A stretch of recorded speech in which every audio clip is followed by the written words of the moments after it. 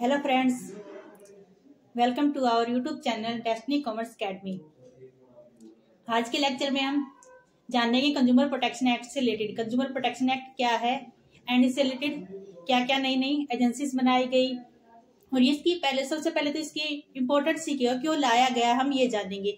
Next उसके बाद हम जानेंगे कि इससे रिलेटेड क्या क्या कंज्यूमर को प्रोटेक्शन दी गई है, उसके क्या क्या राइट्स है, क्या क्या रिस्पॉन्सिबिलिटीज है। एंड नेक्स्ट फिर हम जानेंगे इसके बारे में अगर किसी को कंज्यूमर कोई किसी भी प्रोडक्ट से रिलेटेड अगर हार्म होता है, उसको कोई भी नुकसान होता है, तो इससे रिलेटेड क्या उसके लिए एजेंसीज बनाई गई है, वो कहाँ जाकर अपनी कंप्लेन को फाइल कर सकता है। अंदर अब नई अमेंडमेंट नई अमाउंट के साथ आई है, तो आइए स्टार्ट करते हैं हम अपने लेक्चर को। कंज्यूमर प्रोटेक्शन एक्ट 2019, इसको हम कोपरा भी बोल सकते हैं। कोपरा मीन्स CO कंज्यूमर से लिया गया है, CO से, P प्रोटेक्शन, PR प्रोटेक्शन से एंड A एक्ट से। कोपरा 2019, कोपरा 2019 के बारे में आज हम पूरी तरह से जानेंगे। तो पहले क्या होता था, पहले एक स्टेटमेंट आती थी कि buyer be aware, buyer be aware, कि अगर कोई भी प्रोडक्ट बायर खरीद के रहता है, कंज्यूमर है, कोई भी अगर प्रोडक्ट को कोई भी सामान को खरीद कर लेके आता है, तो उसको अपने क्या है प्रोडक्ट की जिम्मेवारी उसकी खुद की है। अगर उसके प्रोडक्ट में कोई भी नुकसान होता है, कोई भी अगर हार्मफुल होता है, कोई एक्सपायरी डेट की रिलेटेड कोई प्रॉब्लम होती है, उसको कोई नुकसान होता है, तो उसकी जिम्मेवारी सिर्फ बायर्स की थी कि क्या है कि आपने कोई प्रोडक्ट है वो अच्छे से देखकर नहीं खरीदा होगा। ये होता था 1986 से रिलेटेड, या फिर उससे पहले की आप बात कर सकते हो। बट एज पर रिलेटेड क्या है, अब बायर बी अवेयर से क्या बन गया, ये सेलर बी अवेयर, कि सेलर को अगर कोई भी प्रोडक्ट बेचना है तो सेलर उसके लिए सावधान रहे। सेलर को ये देखना है कि जो प्रोडक्ट वो सेल कर रहा है अपना, वो उससे रिलेटेड कोई प्रोडक्ट में कोई कमी तो नहीं है। अगर कमी है, कोई एक्सपायरी डेट से रिलेटेड है, अगर किसी कंज्यूमर को कोई हार्म होता है, तो उसकी सारी रिस्पॉन्सिबिलिटी इस एक्ट के अंदर सेलर की दी गई है। इसके अंदर मेन बात तो यही है, सेलर बी अवेयर। एंड अगर हम कंज्यूमर प्रोटेक्शन एक्ट 1986 की बात करें, तो उसके अंदर सारी फीलिंग पेपर वर्क होता था। पेपर वर्क से रिलेटेड मतलब कि सारी जितनी भी रिस्पॉन्सिबिलिटी थी, हम जो भी फीलिंग करते थे, वो सारी पेपर वर्क से रिलेटेड थी। बट 2019 के अंदर ये सारा काम जो भी है प्रोटेक्शन वाला, वो सारा ऑनलाइन किया गया। कंज्यूमर प्रोटेक्शन एक्ट कोपरा 2019 लोकसभा में इंट्रोड्यूस हुआ 30 जुलाई 2019 को। लोकसभा में कब इंट्रोड्यूस हुआ, आपको पता है कि लोकसभा राज्यसभा की अलग अलग मीटिंग्स बैठती हैं। अगर वहां पर कोई भी एक्ट है, कोई भी बिल है पास होता है, वो बिल पास होने के बाद ही क्या है एक्ट बनता है। तो सबसे पहले ये बिल था, लोकसभा में पास हुआ 30 जुलाई 2019 को। देन राज्यसभा में इसको लाया गया। राज्यसभा में इसको कब पेश किया गया, अगस्त 6 मतलब कि 6 अगस्त 2019 को इसको राज्यसभा में पास किया गया। और राज्य कोई भी अगर एक्ट बनता है, कोई भी बिल एक्ट बनता है, तो सबसे पहले वो लोकसभा में पास किया जाता है, फिर राज्यसभा में, फिर नेक्स्ट क्या है उसके प्रेसिडेंट के ऊपर अगर साइन हो जाते हैं तो वो क्या है एक एक्ट बन जाता है। तो लोकसभा में हमारा कंज्यूमर प्रोटेक्शन एक्ट कब आया, 30 जुलाई को। राज्यसभा में उसके बाद 6 अगस्त को। देन प्रेसिडेंट के साइन किसके ऊपर कब हुए, प्रेसिडेंट की असेंट इसको मिली 9 अगस्त को। 9 अगस्त 2019 को क्या है हम ये मान सकते हैं कि हमारा कंज्यूमर प्रोटेक्शन एक्ट 2019 बनकर तैयार हो गया था। इसको हम कभी भी किसी भी रूप में लागू कर सकते थे। लिखा गया ना, notified on August 9। It means क्या है कि इसके ऊपर प्रेसिडेंट के साइन हो गए थे, प्रेसिडेंट की असेंट मिल गई थी, ये एक एक्ट बन गया था। उससे पहले ये यहाँ पर जो प्रोसेस था ये एक बिल के रूप में ही वर्किंग कर रहा था। देन आपको पता है कि जब 2019 आया, उस टाइम पे एक भयानक महामारी आप बोल सकते हो, महामारी बोल सकते हो, क्या आई, कोविड-19। उसके बाद इसको लागू नहीं किया गया। देन इसको इफेक्ट में कब आया है हमारा, जुलाई 2020 को। 20 जुलाई 2020 को हमारा क्या है कंज्यूमर प्रोटेक्शन एक्ट इफेक्ट में आया, उसको लागू कर दिया गया ऑल ओवर इंडिया के अंदर। किसने किसको रिप्लेस किया, protection act, consumer protection act 1986 को, जो हमने पहले बात कर चुके हैं, किसने रिप्लेस किया, कंज्यूमर प्रोटेक्शन एक्ट 1986 को। ओके, देन है with the new act becoming law of land gone are the day of buyer behaviour. इसके अंदर मेन बात क्या रही, पहले क्या था, बायर बिहेवियर था, देन अब क्या है, सेलर बिहेवियर है। And the consumer is now the king. At present हम क्या मान सकते हैं कि कंज्यूमर एक हमारा किंग है, वो क्या है, सेलर बिहेवियर।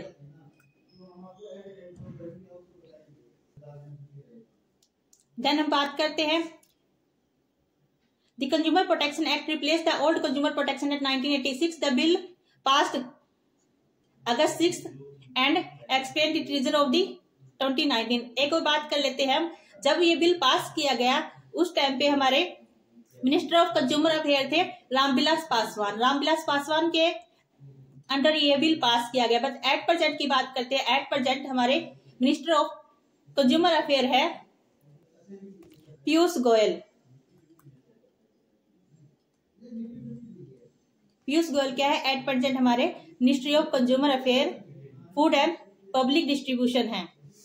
इस एक्ट का मेन पर्पस क्या था, to provide the protection of interest of consumer and for the said purpose to establish authority for timely and effective administration and settlement of consumer dispute and for matter connected incident। therefore इसने क्या है, provide की क्या, protection को, consumer की protection को और उसके इंटरेस्ट को, एंड अलग अलग क्या अथॉरिटीज बनाई, जैसे कि हमारे हम बात करेंगे आगे नेशनल रिड्रेसल एजेंसीज की, डिस्ट्रिक्ट लेवल पे अलग से बनाई, स्टेट लेवल पे अलग से अथॉरिटी बनाई एंड नेशनल लेवल पे अलग से, एंड एक और अथॉरिटी बनाई इन्होंने CCPA, जो कंज्यूमर के राइट्स एंड इंटरेस्ट को क्या है ध्यान में रखकर अपने आप वर्किंग करती है। ये स्पेशल अथॉरिटी बनाएगी ओनली ऑन कंज्यूमर के राइट्स के लिए।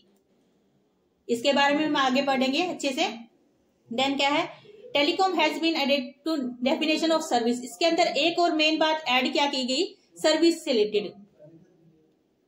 जो हमारा 1980 था उसमें ओनली गुड्स की रिलेटेड बात की जाती थी, बट 2019 जो कंज्यूमर प्रोटेक्शन एक्ट आया उसमें गुड्स एंड सर्विस दोनों से रिलेटेड प्रोटेक्शन की बात की गई है। देन जान लेते हैं मीनिंग।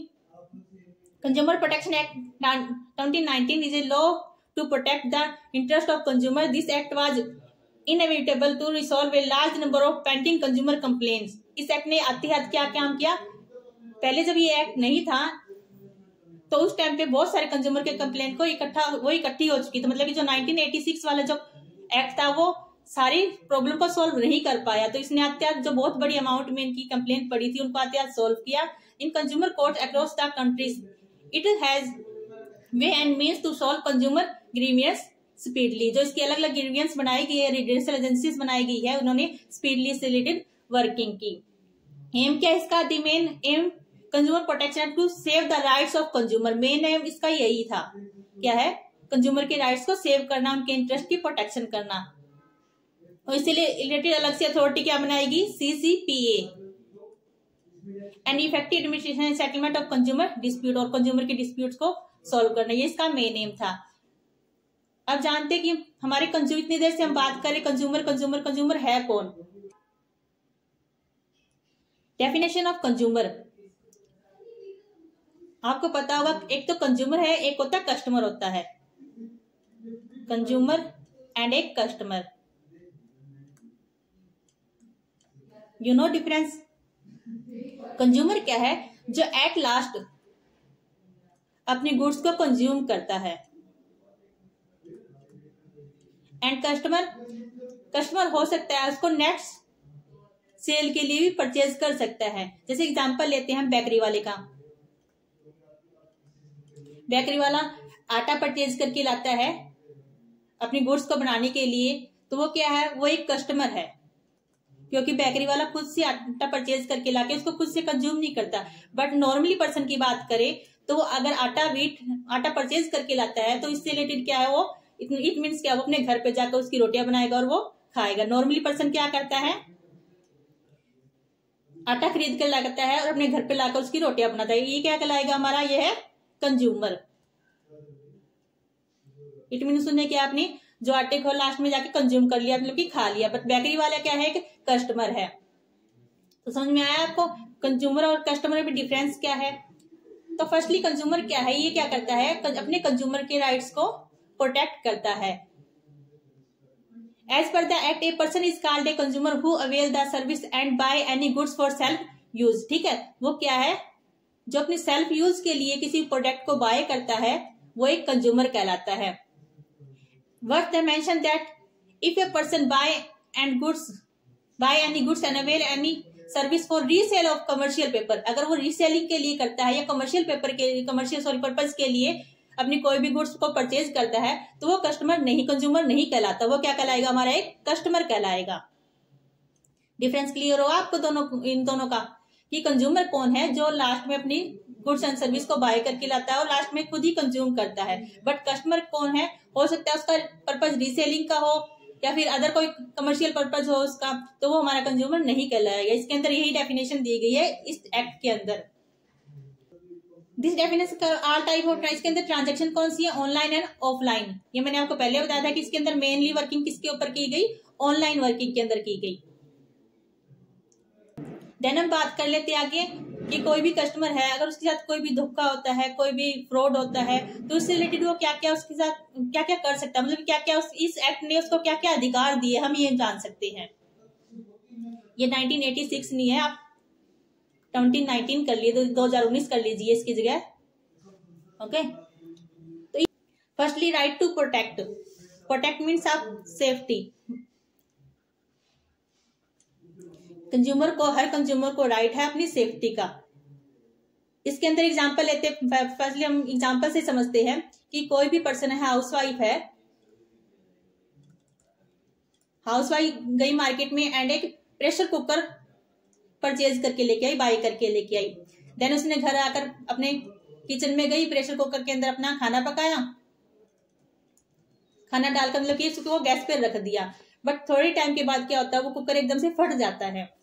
तो कुकर फटने से क्या हुआ, पूरा एक तो जितना भी किचन का सामान था वो सारा खिंड चुका था, मतलब कि सारा जो प्रॉपर्टी लॉस आप मान सकते हो वो हुआ। देन क्या है, जो लेडीज है हमारी हाउसवाइफ, उसको भी लॉस हो सकता था, कुकर उसके सिर पर भी लग सकता था, उसको भी मतलब कि कोई जो फिजिकली है वो चोट लग सकती थी।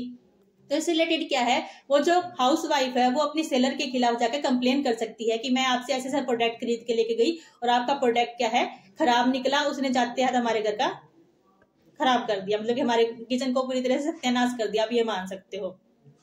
तो इसमें क्या बोला गया, राइट टू प्रोटेक्ट या सेफ्टी में क्या है, कंज्यूमर प्रोटेक्शन एक्ट क्या हर किसी पर्सन को सेफ्टी का अधिकार देता है कि आपके पास अपनी खुद की सेफ्टी का क्या है, राइट्स है। आप अपने जो सेलर है उसके खिलाफ कंप्लेन कर सकते हो। देखिए क्या बोला गया इसमें, आगे पढ़ते हैं। Against the marketing of goods and service which are hazardous to life and property. ये किसके लिए है, जो लाइफ एंड प्रॉपर्टी के लिए हैजार्डियस है। To simplify this, it can be said that it is the duty of the manufacturer, ये duty किसकी बनती है, मैन्युफैक्चरर की एंड डिस्ट्रीब्यूटर की, not to supply any goods to consumer which fail the comply with general safety। ऐसी manufacturer को और distributor को ऐसी कोई भी जो सप्लाई है वो नहीं करनी चाहिए, गुड्स की सप्लाई नहीं करनी चाहिए जो किसी पर्सन की लाइफ को हैजार्डियस पहुंचाए। क्लियर हुआ आपको, राइट टू प्रोटेक्ट या राइट टू सेफ्टी क्या है। सेकंड पॉइंट करते हैं, right to be inform. Right to be inform, इसमें क्या बोला गया है, इसको हम एग्जांपल के थ्रू समझते हैं पहले कि राइट टू बी इन्फॉर्म, हर कोई सेलर है, जो भी सेलर है उसको अपने प्रोडक्ट के बारे में हर इंफॉर्मेशन जितनी भी वो हो सकता है उसको, मतलब कंपलसरी है देनी अपने कस्टमर को, उसको सारी इंफॉर्मेशन अपने कस्टमर को देनी चाहिए। एग्जाम्पल मान लेते हैं मैगी का, मैगी है, यू नो मैगी, सब जानते हो, सब खाते हो मैगी को। तो मैगी के अगर आप बैक साइड देखते हो उसकी पैकिंग के, तो उसके ऊपर ऑल अबाउट लिखा होता है कि मैगी के अंदर क्या क्या कंपोनेंट डाले हैं, कितना इससे फैट होता है, कितनी इसके अंदर एनर्जी है और क्या क्या इसकी एक्सपायरी डेट है, क्या क्या इसकी मैन्युफैक्चरिंग डेट है, वो सब इंफॉर्मेशन क्या है मैगी की पैकिंग पीछे लिखी होती है। इसकी क्वांटिटी क्या है, क्वालिटी क्या है, ये सब चीजें लिखी होती है। तो हर किसी को क्या है, सेलर को ये बोला गया है कि आप क्या है, हर अपने प्रोडक्ट के पीछे सारी उसकी इंफॉर्मेशन लिखो। और ये राइट किसका है, अपने कस्टमर का क्या है कि उसको अपने सारे राइट्स को देखकर ही प्रोडक्ट को खरीदना चाहिए। About the quality, quantity, potentiality, purity, standard and price of goods और service as the case may be, so to protect the consumer against unfair trade practice, ताकि वो कोई भी क्या है अनफेयर ट्रेड प्रैक्टिस कंज्यूमर के साथ ना कर सके। By simplifying this right, it can be said that consumer are given to right to information। क्या बोला गया है इसमें, कंज्यूमर को पूरी इंफॉर्मेशन का राइट है कि वो हर इंफॉर्मेशन कलेक्ट करके, मतलब कि देख के सारी चीजें अच्छी तरह से फिर ही प्रोडक्ट को खरीदे। आई होप आपको ये पॉइंट भी क्लियर हो गया होगा।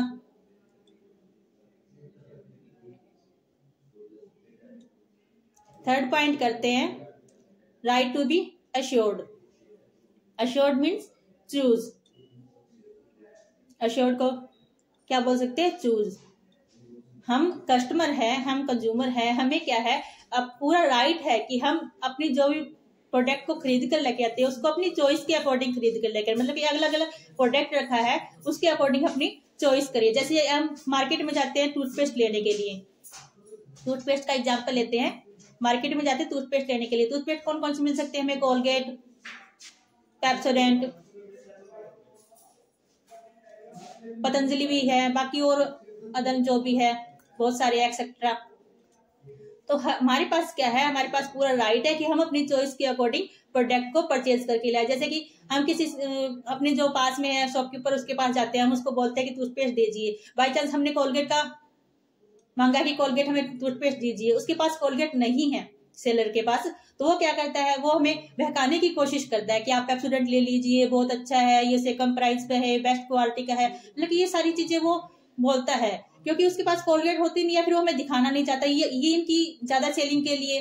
तो इसका क्या है, ये राइट है हर पर्सन का, अगर वो ऐसी कोई भी गलती कर रहा है सेलर, तो वो उसके खिलाफ जाकर क्या है, एक्ट ले सकता है, उसके खिलाफ कंप्लेन कर सकता है, ये राइट है हर कस्टमर के पास। Where possible, access to a variety of goods and service at competitive price for the convenience of the consumer, the Central Council has been charged with the responsibility of bring about the organization of market and market practice in such a way.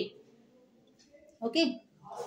At dealer are supplied with a variety of goods, और dealer को क्या है, अलग अलग variety के goods को, but ये ऐसा क्यों कर सकता है, बाई चांस उसका पेप्सोडेंट के साथ डील हो चुका है कि अब कमीशन है, कि पेप्सोडेंट वाले बोलते हैं कि आप हमारा इतना प्रोडक्ट सेल करो, हम आपको इतना % कमीशन देंगे, तो वो सिर्फ पेप्सोडेंट ही दिखाएगा, आपको कोलगेट दिखाएगा ही नहीं। तो ये सब क्या है, राइट्स है हर कस्टमर के पास। फोर्थ राइट करते हैं हम, right to be heard. Heard means आप सुनवाई बोल सकते हो। कस्टमर को राइट है कि अगर उसका कोई भी प्रोडक्ट खराब निकलता है, डिफेक्टिव निकलता है, तो उसकी सुनवाई की जाए हर अलग अलग लेवल पर जाकर। इसके लिए क्या है, अलग अलग लेवल बनाए गए। देखिए इसने क्या बोला है, right to be heard and to assured that consumers interest will receive due consideration at appropriate form. Right to be heard is not only the foremost right of consumer, it is principle of natural justice only. क्या है, ये compulsory है, ये क्या है, जो rights है customer के, वो क्या है, कंपल्सरी, हर किसी को इसके रूल्स को फॉलो करना है। Central council is charge with the responsibility of assuring to consumer that they would be hear to as right of appropriate forms. ये किसकी है, जो हमारी सीसीपीए की बात करी हमने, अथॉरिटी बनाई है सीसीपीए, उसका क्या है, राइट वो चार्ज करती है अगर किसी भी पर्सन को कोई लॉस होता है, तो इस अथॉरिटी के थ्रू, जो हमारा कोपरा है 2019, उसके थ्रू हर पर्सन को क्या है, उससे रिलेटेड अगर कोई भी प्रोडक्ट से रिलेटेड लॉस होता है तो उसको चार्ज किया जाएगा, मतलब उसकी रिस्पॉन्सिबिलिटी है, उसको डेप्रिशिएट किया जाएगा। Fifth point is the right to seek redressal. ये हमने बात की, हमारे क्या है, 3 सीक रिड्रेसल बनाई गई है, एक डिस्ट्रिक्ट लेवल पर, एक स्टेट लेवल पर, एक नेशनल लेवल पर। इनकी अलग अलग अमाउंट है, ये भी हम करेंगे आगे।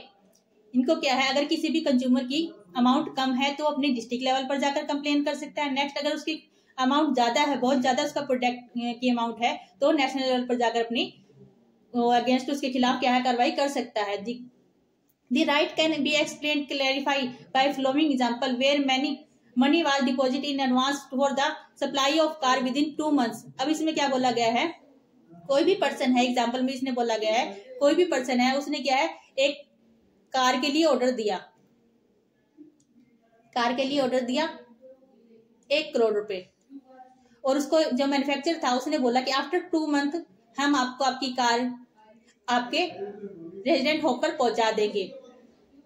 इनके बीच में कॉन्ट्रैक्ट हुआ, क्या हुआ कि कोई भी पर्सन है, उसने कार का ऑर्डर दिया, मैन्युफैक्चरर से कॉन्ट्रैक्ट किया कि 1 करोड़ रुपए एड पर उसने दे दिए हैं, कार के एडवांस बुकिंग कर दी है, एंड जो मैन्युफैक्चरर है वो बोलता है कि हम आफ्टर 2 month आपको आपकी कार आपके घर पे पहुंचा देंगे।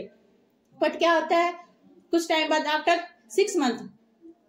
6 मंथ चले जाते हैं, बट उसकी कार, जो कस्टमर है उसकी कार उसके घर पर नहीं पहुंचती। फिर जो कस्टमर है वो उसके खिलाफ कंप्लेन करता है कि देखिए ऐसे ऐसे मेरे 1 करोड़ रुपए है और 6 मंथ हो गए हैं, मैंने डिपॉजिट करवाई है, एट प्रेजेंट तक मेरे घर पे कोई भी प्रोडक्ट नहीं पहुंचा है। तो जो मैन्युफैक्चरर है उसका रिस्पॉन्सिबिलिटी है कि क्या करेगा, वो कार तो उसके घर पहुंचाएगा, बट 6 मंथ के लिए जो उसने उसके पैसे यूज किए हैं, 2 मंथ्स के लिए तो उनका कॉन्ट्रैक्ट था, बच गए कितने 4 मंथ। 4 मंथ का क्या है, उसको इंटरेस्ट भी प्रोवाइड करे, वो प्रोडक्ट के साथ साथ क्या है विद इंटरेस्ट भी उसको देगा, किसको, कस्टमर को देगा जिसने उसकी कार का ऑर्डर लिया था। क्लियर हो आपका 5th point, right to seek reversal. अगर किसी कस्टमर के साथ ऐसा कुछ होता है तो उसको उसके अमाउंट तो मिलेगी, साथ में उसको क्या है, साथ में उसको उसका इंटरेस्ट भी मिलेगा। 6th राइट करते हैं हम, राइट टू कंज्यूमर एजुकेशन। आपने सुना होगा बहुत बार, पहले बहुत ज्यादा ऐड आती, तब तो फिर भी कम है, पहले बहुत आती, जागो ग्राहक जागो, जागो ग्राहक जागो। हर जगह, हर 5 सेकंड में, 10 मिनट बाद हर जगह आपको ये ऐड मिलने को सुनती थी। हर जगह ये लोगो चलाया गया 2019 के अकॉर्डिंग, कोपरा 2019 के अकॉर्डिंग, कि हर पर्सन को क्या है अपने अपने राइट्स और ड्यूटीज के बारे में पता होना चाहिए, ताकि वो कोई भी अगर प्रोडक्ट खरीदता है तो उससे रिलेटेड उसको कोई भी लॉस ना हो पाए। इसके अंदर क्या है, जो गवर्नमेंट है वो टाइम टू टाइम कंज्यूमर को क्या है एजुकेट प्रोवाइड करती रहती है, मतलब कि अपने उसके राइट्स के बारे में बताती रहती है। This right is most important right because one the people are rendered conscious of their power to struggle against exploitation by manufacturer and traders. ये किसके है, मैन्युफैक्चरर और ट्रेडर दोनों के खिलाफ है। ये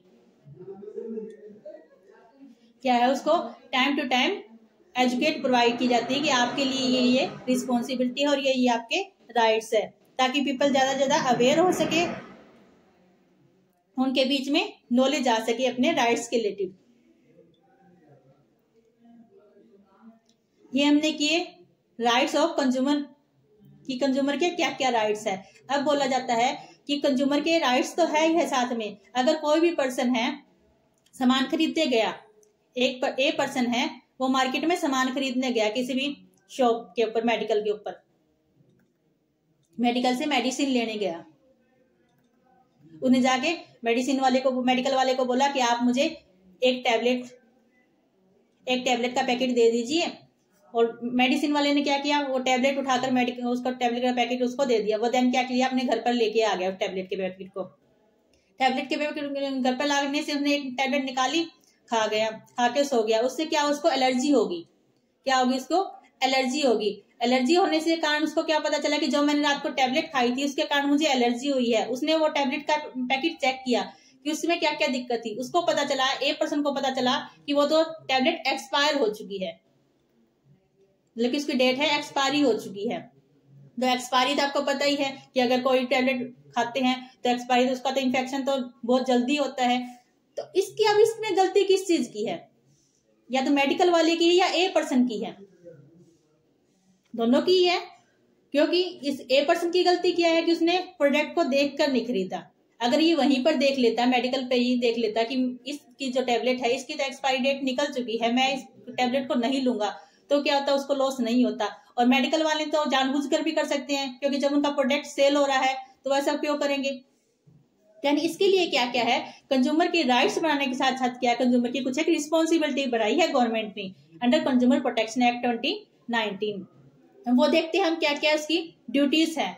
ये तो हमने किया राइट्स क्या क्या, वो क्या क्या उसके खिलाफ कर सकता है, अपने सेलर के खिलाफ क्या क्या राइट्स ले सकता है, एक्शन ले सकता है।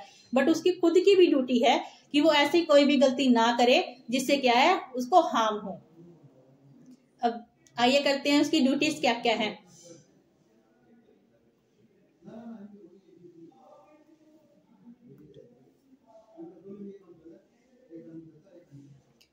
Firstly, buying quality product at reasonable price. हमें अगर कोई भी, हमारी रिस्पॉन्सिबिलिटी है एज ए कंज्यूमर कि अगर हम कोई भी प्रोडक्ट को खरीद कर लेके आते हैं तो उसकी क्वालिटी को चेक करके लेके आना चाहिए कि उसकी क्वालिटी कैसी है कैसी नहीं है। हम कोई घटिया क्वालिटी का प्रोडक्ट अगर लेके आ जाते हैं और उसका जिम्मेवार हम उसको सेलर को बोलते हैं, तो उसको सेलर अकेला रिस्पॉन्सिबल नहीं होता है, हम साथ में उसके रिस्पॉन्सिबल होते हैं। तो सबसे पहली ड्यूटी यही है कि उसको देखना चाहिए कि क्वालिटी कैसी है और देन उसका प्राइस कैसा है। आपको पता होगा, अगर आप वेजिटेबल मार्केट में जाते हो सब्जी लेने, तो एक ही वेजिटेबल है, टमाटर है, टमाटर का एग्जांपल लेते हैं, टमाटर है तो एक ही टमाटर के अलग अलग प्राइस आपको मिलेंगे सब्जी मंडी के अंदर। वो किस लिए? उनकी क्वालिटी के अंदर होते हैं। काफी सारे टमाटर क्या होते हैं, वो फ्रेश होते हैं, ताजा होते हैं, तो उनके प्राइस हाई मिलेंगे। कुछ एक टमाटर क्या होते हैं, थोड़े सही नहीं, अच्छे नहीं होते, फ्रेश नहीं होते, तो उनके प्राइस कम मिलते हैं। तो ये आपकी रिस्पॉन्सिबिलिटी कि आपको कौन सी क्वालिटी का प्रोडक्ट किस प्राइस पर आपको परचेज करना है। सेकेंड रिस्पॉन्सिबिलिटी क्या है, to check the weight and measure before making purchase.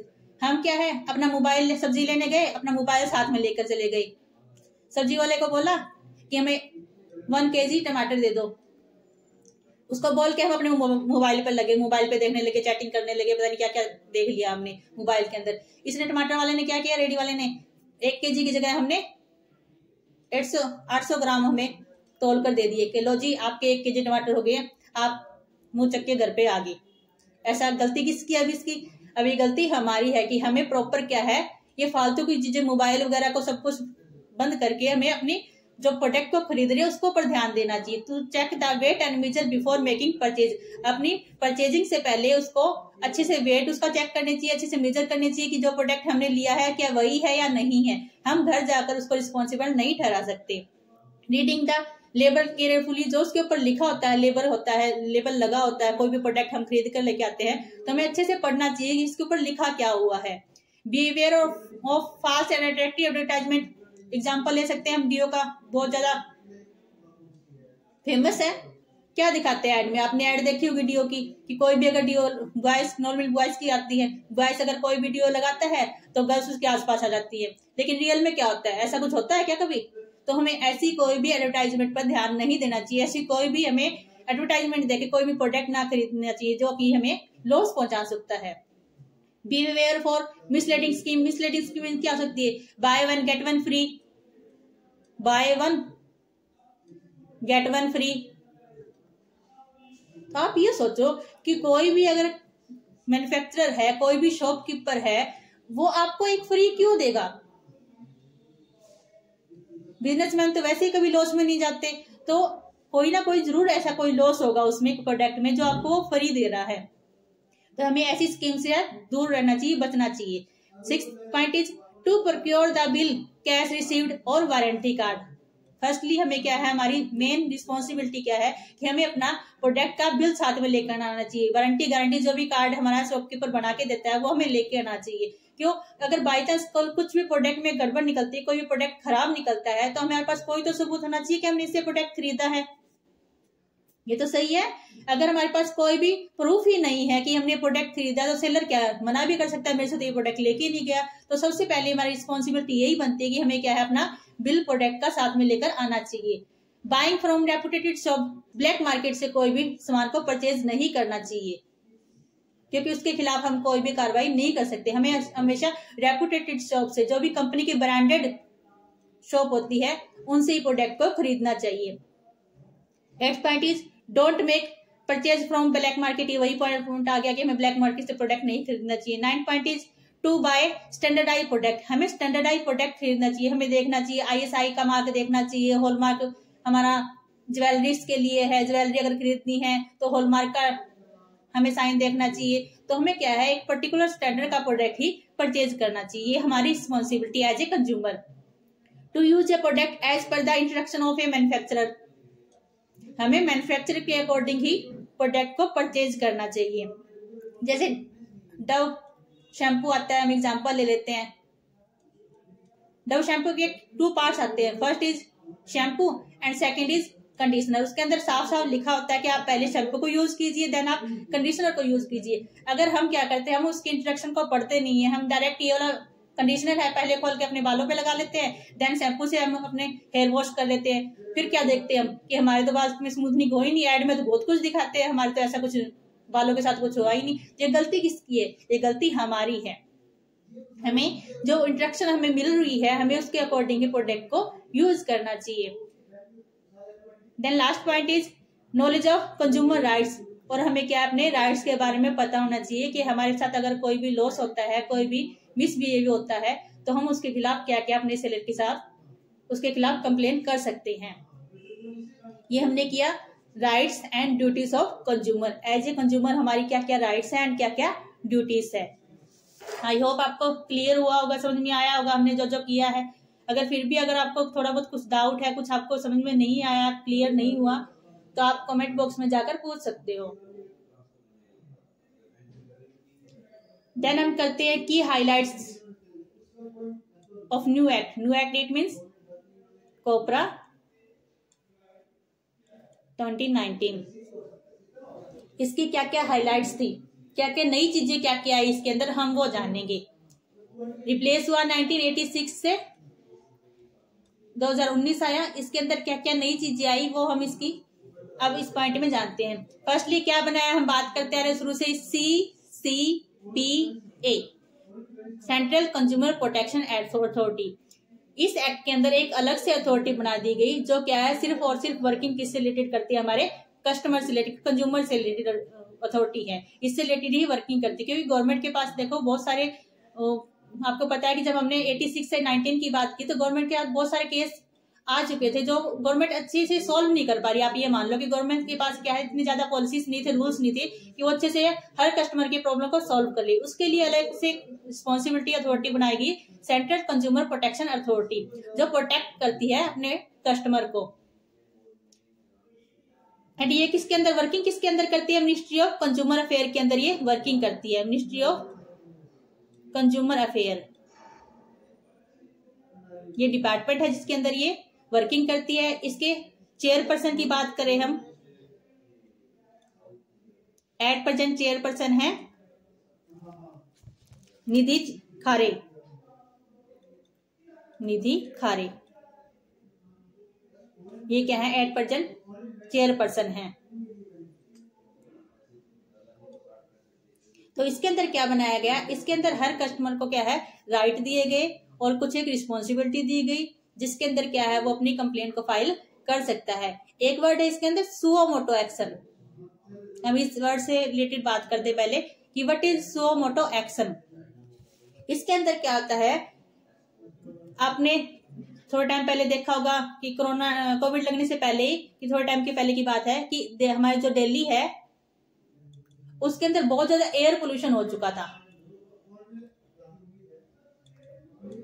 अभी तक हमने बात की कि जो भी कस्टमर है जिसके साथ क्या है लॉस होता है, हार्म होता है, जिसको वो कंप्लेन करता है, देन क्या है जो ये सेंट्रल गवर्नमेंट हमारी एक्शन लेती है। लेकिन सुओ मोटो एक्शन के अंदर क्या है कि दिल्ली के अंदर पोल्यूशन इंक्रीज हुआ, हर किसी को लॉस हुआ, हर जो जनता है दिल्ली की मान लो पॉपुलेशन है उसको प्रॉब्लम हुई, बट किसी ने क्या इसके खिलाफ कोई भी केस नहीं कर पाया। देन क्या है, सुओ मोटो एक्शन के अंदर क्या है कि जो हमारी CCPA अथॉरिटी है वो खुद से एक्शन लेती है।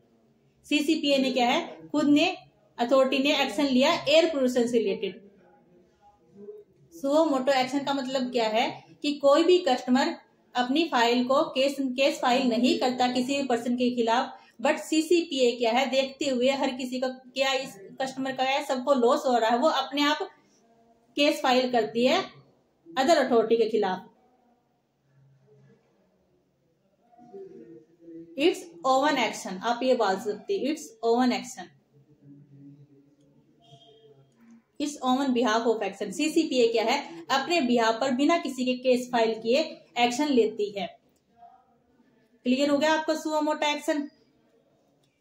देन एक और वर्ड है इसमें, नेक्स्ट वर्ड है फाइल क्लास एक्शन।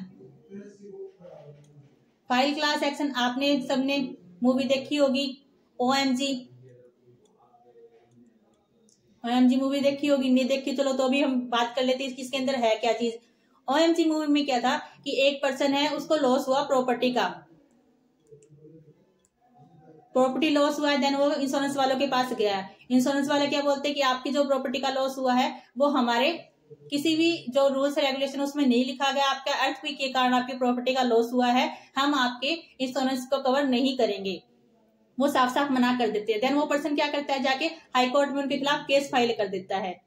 उसका केस इतना ज्यादा आगे पॉपुलर हो जाता है आगे जाकर कि उससे रिलेटेड बाकी और जो अदर पर्सन थे, ऐसे केस वाले अदर पर्सन थे जिनकी प्रॉपर्टी को लॉस हुआ था, इंश्योरेंस वालों ने मना कर दिया था इंश्योरेंस देने से, उन सब ने आकर क्या है अपना अपना केस फाइल करना स्टार्ट कर दिया।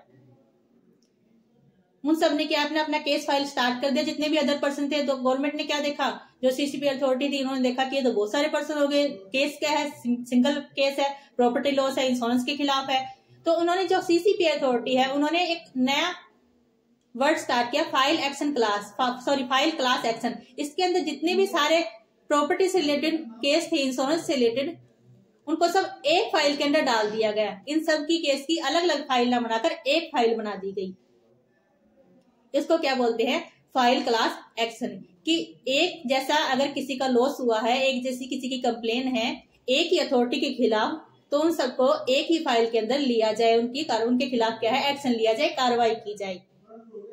दोनों वर्ड का मीनिंग आई होप आपको क्लियर हो गया होगा। First is suo motu action, इसके अंदर क्या है, कोई भी पर्सन कंप्लेन नहीं करता है, अथॉरिटी है जो हमारी सीसीपी है वो खुद से आकर एक्शन लेती है। देन फाइल क्लास एक्शन, इसके अंदर क्या होता है कि एक ही जैसे केस को बहुत सारे एक ही जैसे केस होते हैं एक ही अथॉरिटी के खिलाफ, तो उनको एक ही फाइल के अंदर लगा दिया जाता है। देखिए क्या बोला इसने, आइए हम इसको थोड़ा सा रीड आउट कर लेते हैं। The new act will establish a new regulatory authority known as CCPA which will wide power of investigation. इसको अलग से इन्वेस्टिगेशन की पावर दी गई है।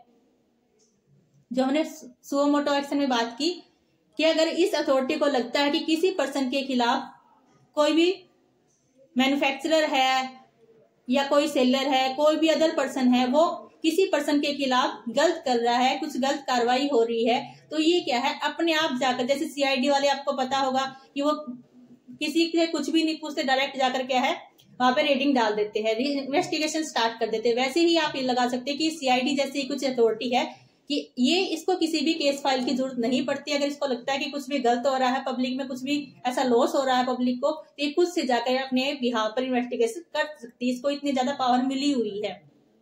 Including the power of search and seizures, the CCPA will have a investigation wing. इसके पास क्या है, इन्वेस्टिगेशन विंग है, needed by a director general which we conduct inquiry on investigation into violation of consumer rights और unfair trade practice. I hope आपको clear हो गया होगा कि सीसीपीए है क्या, central consumer protection authority, and इसके चेयरपर्सन हमने क्या किए, Nidhi Khare. Second point is product liability and penal consecution. इसके अंदर क्या बोला गया है, देखिए आप एग्जांपल ले लो, जैसे हम ऑनलाइन परचेज करते हैं, अमेजोन से भी करते हैं, फ्लिपकार्ट से भी करते हैं, आपने भी की होगी ऑनलाइन शॉपिंग करते हैं। तो क्या जो ये जो में ऐप होती है ये खुद से प्रोडक्ट को प्रोड्यूस करती है, ऐसा तो नहीं है, कोई और मैन्युफैक्चरर होता है। ये सब क्या करती है, मीडिएटर का काम करती है। तो हम बाई चांस किसी भी ऐप से या किसी भी अथॉरिटी से हम प्रोडक्ट खरीदते हैं, हमने अमेजोन से कोई भी ऑनलाइन ऑर्डर किया, बट वो ऑर्डर क्या है हमारा खराब नहीं, वो प्रोडक्ट हमारा खराब निकल गया, डिफेक्टिव प्रोडक्ट निकल गया। तो हम अमेजोन वाले क्या बोलते हैं कि हम तो सिर्फ मीडिएटर्स हैं। हम अगर अमेजोन को बोलते हैं कि हमारा प्रोडक्ट खराब निकल चुका है, हमें लॉस हुआ है, तो अमेजोन क्या बोलता है, हम तो सिर्फ इंटरमीडिएटर्स हैं, हमें नहीं पता, जैसा प्रोडक्ट हमें मैन्युफैक्चरर ने भेजा हमने आपको सेल कर दिया। बट इसके अंदर क्या है, इस अथॉरिटी के जो हमारा कोपरा 2019 बनाया गया उसके अंदर लाइबिलिटी दोनों की बताएगी कि मैन्युफैक्चरर तो लाइबल है ही है, बट प्रोडक्ट को आपसे खरीदा गया, आप इसके मीडिएटर्स थे, तो आपकी भी इसके खिलाफ क्या है, लाइबिलिटी है, आपको भी इसके लॉस को वैन करना पड़ेगा। The new act has introduced the concept of the product liability and bring within its scope the product manufacturer and product service provider। देखो एक तो प्रोडक्ट मैन्युफैक्चरर बनाने वाला और दूसरा प्रोडक्ट क्या है, सर्विस देने वाला, and product seller for any claim for compensation. अब इन सबको क्या है, मिलकर कंपनसेशन एक प्रोडक्ट की करनी पड़ेगी। समझ में आया आपको क्या बोला गया इसने, प्रोडक्ट लाइबिलिटी अब क्या है, लाइबिलिटी सबकी है, लाइक आप होलसेलर, रिटेलर, मैन्युफैक्चरर, प्रोड्यूसर, सबको मिलाकर सबकी लाइबिलिटी बनती है अगर कोई भी प्रोडक्ट किसी को लॉस पहुंचाता है तो।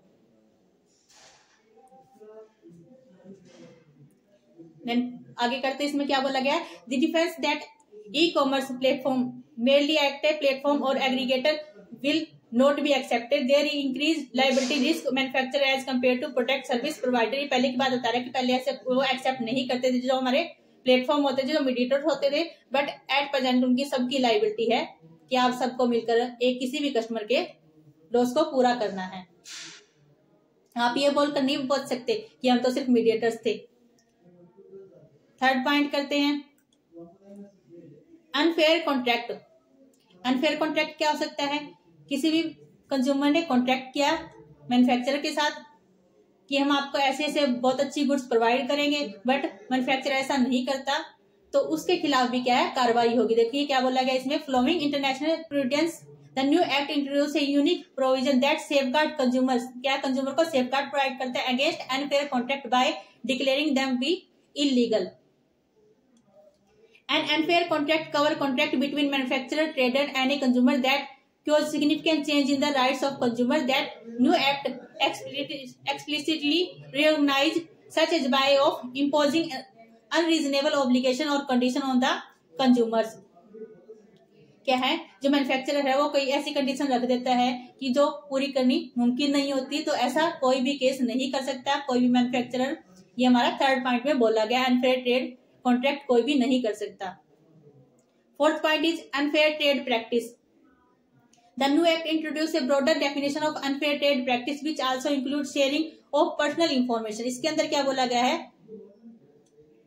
कि कोई भी सेलर है, हम कोई भी प्रोडक्ट खरीदने जाते हैं, किसी सेलर के पास जाते हैं, तो वो हमारी इंफॉर्मेशन मांगता है, हमारा कॉन्टैक्ट नंबर भी मांगता है, हमारी ईमेल आईडी जो भी कुछ है, हमारी पर्सनल डिटेल्स मांगता है। तो सेलर के पास ये राइट नहीं है कि वो हमारी पर्सनल इंफॉर्मेशन को, हमारे कॉन्टैक्ट नंबर को, हमारी ईमेल आईडीज को किसी अदर पर्सन के साथ शेयर करे।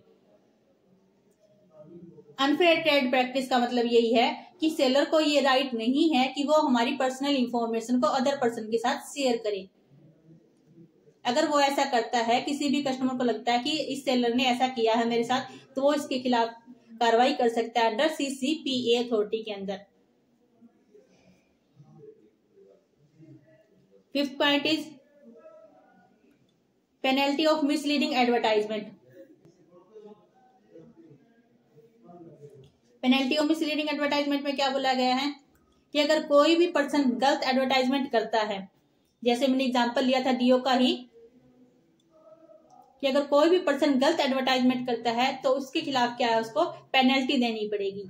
और पेनल्टी के साथ अगर वो नहीं मानता फिर भी नेक्स्ट उसको क्या है, इम्प्रिजोनमेंट, मतलब कि जेल भी हो सकती है, सजा भी हो सकती है, कारावास भी हो सकता है। इसके अंदर पढ़ते हैं क्या बोला गया है, दिस CCPA में impose a penalty of up to 10 lakh.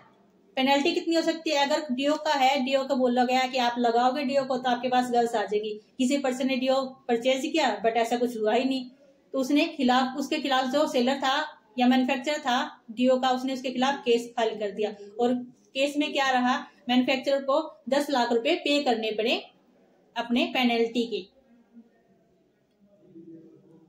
And आगे बोला गया है 10 लाख रुपए एंड 2 इयर्स का इम्प्रिजोनमेंट, मतलब कि 2 साल की सजा भी सुना सकता है। ये अलग अलग केस पे अलग अलग CCPA अथॉरिटी पेनल्टी लगाता है। मिनिमम क्या है, 10 लाख रुपए और 2 साल। अगर वो फिर भी नहीं मानता, इसने ये सजा लगा दी, ये पेनल्टी दे दी है इस सेलर ने, डियो के सेलर ने, पर उसने फिर भी नहीं मानी, वो दोबारा से उस चीज की एड लगा रहा है, उस चीज की एड दिखा रहा है, तो सेकंड टाइम क्या है, उसकी पेनल्टी इंक्रीज होकर कितनी हो जाएगी, 50 लाख एंड 5 साल के लिए उसको सजा हो सकती है, जेल जाना पड़ सकता है। और दूसरी बात, जो उसका डियो है, कंपनी है, जिस डियो की कंपनी की वो एडवर्टाइजमेंट कर रहा है, मैन्युफैक्चरर बना रहा है, 1 साल के लिए बंद भी कर सकता है उसकी एडवर्टाइजमेंट प्रोडक्ट को, कि 1 साल के लिए आप ऐसा कोई भी प्रोडक्ट प्रोड्यूस नहीं करोगे, कोई प्रोडक्ट मार्केट में नहीं लेकर आओगे, नहीं बनाओगे। ये पॉइंट क्लियर हो आपको। पेनल्टी फॉर मिसलीडिंग एडवर्टाइजमेंट, पहली बार अगर कोई गलती करता है तो 10 लाख रुपए और 2 ईयर। नेक्स्ट, अगर वो फिर भी नहीं मानता, कोई प्रोड्यूसर है, कोई मैन्युफैक्चरर है, अपनी एडवर्टाइजमेंट फिर भी ऐसी दिखाते जाता है, तो नेक्स्ट उसको 50 लाख और 5 साल के लिए जेल जाना पड़ सकता है।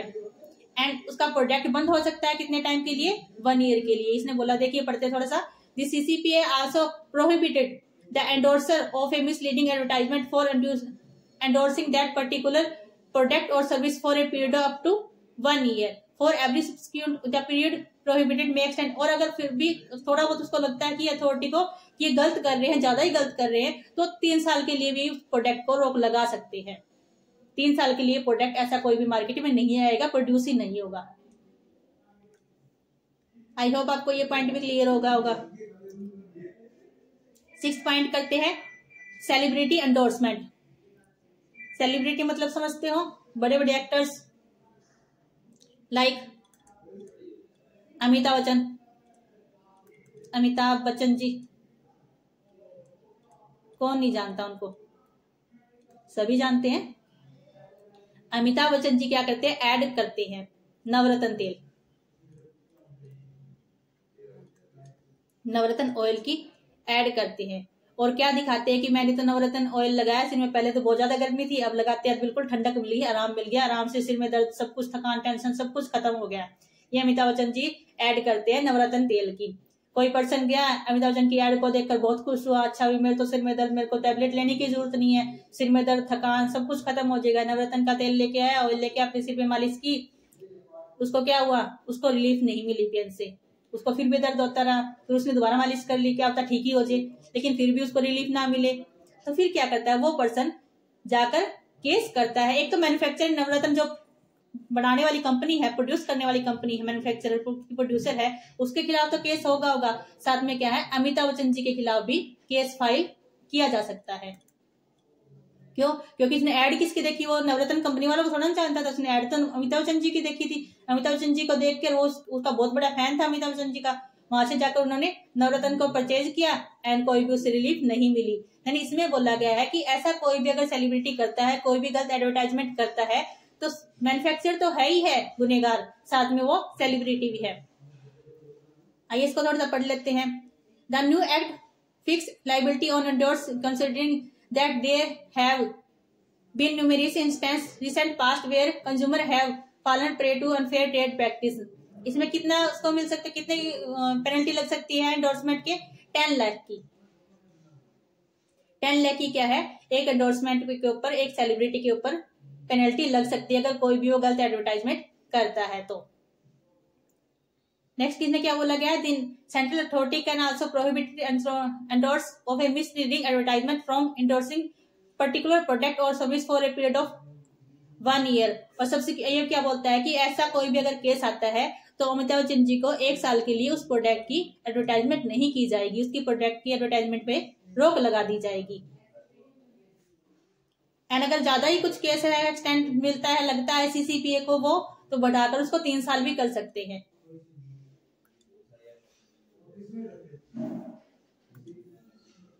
ये हम कर रहे हैं हमारे सीसीपीए की जो पावर्स है उनके बारे में, कि हमारे नए कंज्यूमर प्रोटेक्शन एक्ट में क्या क्या हाइलाइट्स आई उसके बारे में हम बात कर रहे हैं। 7th पॉइंट, ई कॉमर्स ट्रांजेक्शन कवर। मेनली बात ऑनलाइन पर, ई कॉमर्स मतलब ऑनलाइन पर हम बात कर रहे थे शुरू से ही कि 2019 के अंदर क्या चेंज हुआ है। 2019 के अंदर यही चेंज हुआ कि हमारी ट्रांजेक्शन ऑनलाइन होने लगी। पुराने एक्ट के अंदर ऐसा कुछ भी नहीं होता था, हमें अगर केस फाइल करना है, कुछ और करना है तो हमें पेपर फॉर्म में वर्किंग करनी पड़ती थी, बट ऐसा नहीं है, हम क्या है ऑनलाइन अपनी ट्रांजेक्शन कर सकते हैं। E commerce transaction cover. The new act has वाइडेड the definition of the consumer. The definition now include any person who buy any goods whether through online और ऑफलाइन। अब नया वर्ड इसके अंदर क्या हुआ है, कोई भी पर्सन है जो प्रोडक्ट को खरीदता, चाहे तो ऑफलाइन चाहे online transaction. Electronics means teleshopping, direct selling, Amazon, Myntra हमने बात की अभी, और multi level marketing. The earlier act did not specify include e commerce transaction. पहले क्या होती थी, हमें जाकर जो सेलर्स है उसकी शॉप पर जाकर हमें प्रोडक्ट को खरीदना पड़ता था। एक पर्टिकुलर शॉप पर जाते थे, पर्टिकुलर प्लेस में मार्केट में जाते थे, हम वहां से अपनी शॉपिंग करते थे। बट एट प्रेजेंट एक्ट में हम इसके अंदर क्या करते हैं, इसके अंदर ऑनलाइन ट्रांजेक्शन को भी इंक्लूड किया। अगर हमने अमेजोन से, फ्लिपकार्ट से कोई भी ट्रांजेक्शन की है, कोई भी शॉपिंग की है, तो भी इसके अंदर इंक्लूड की जाएगी।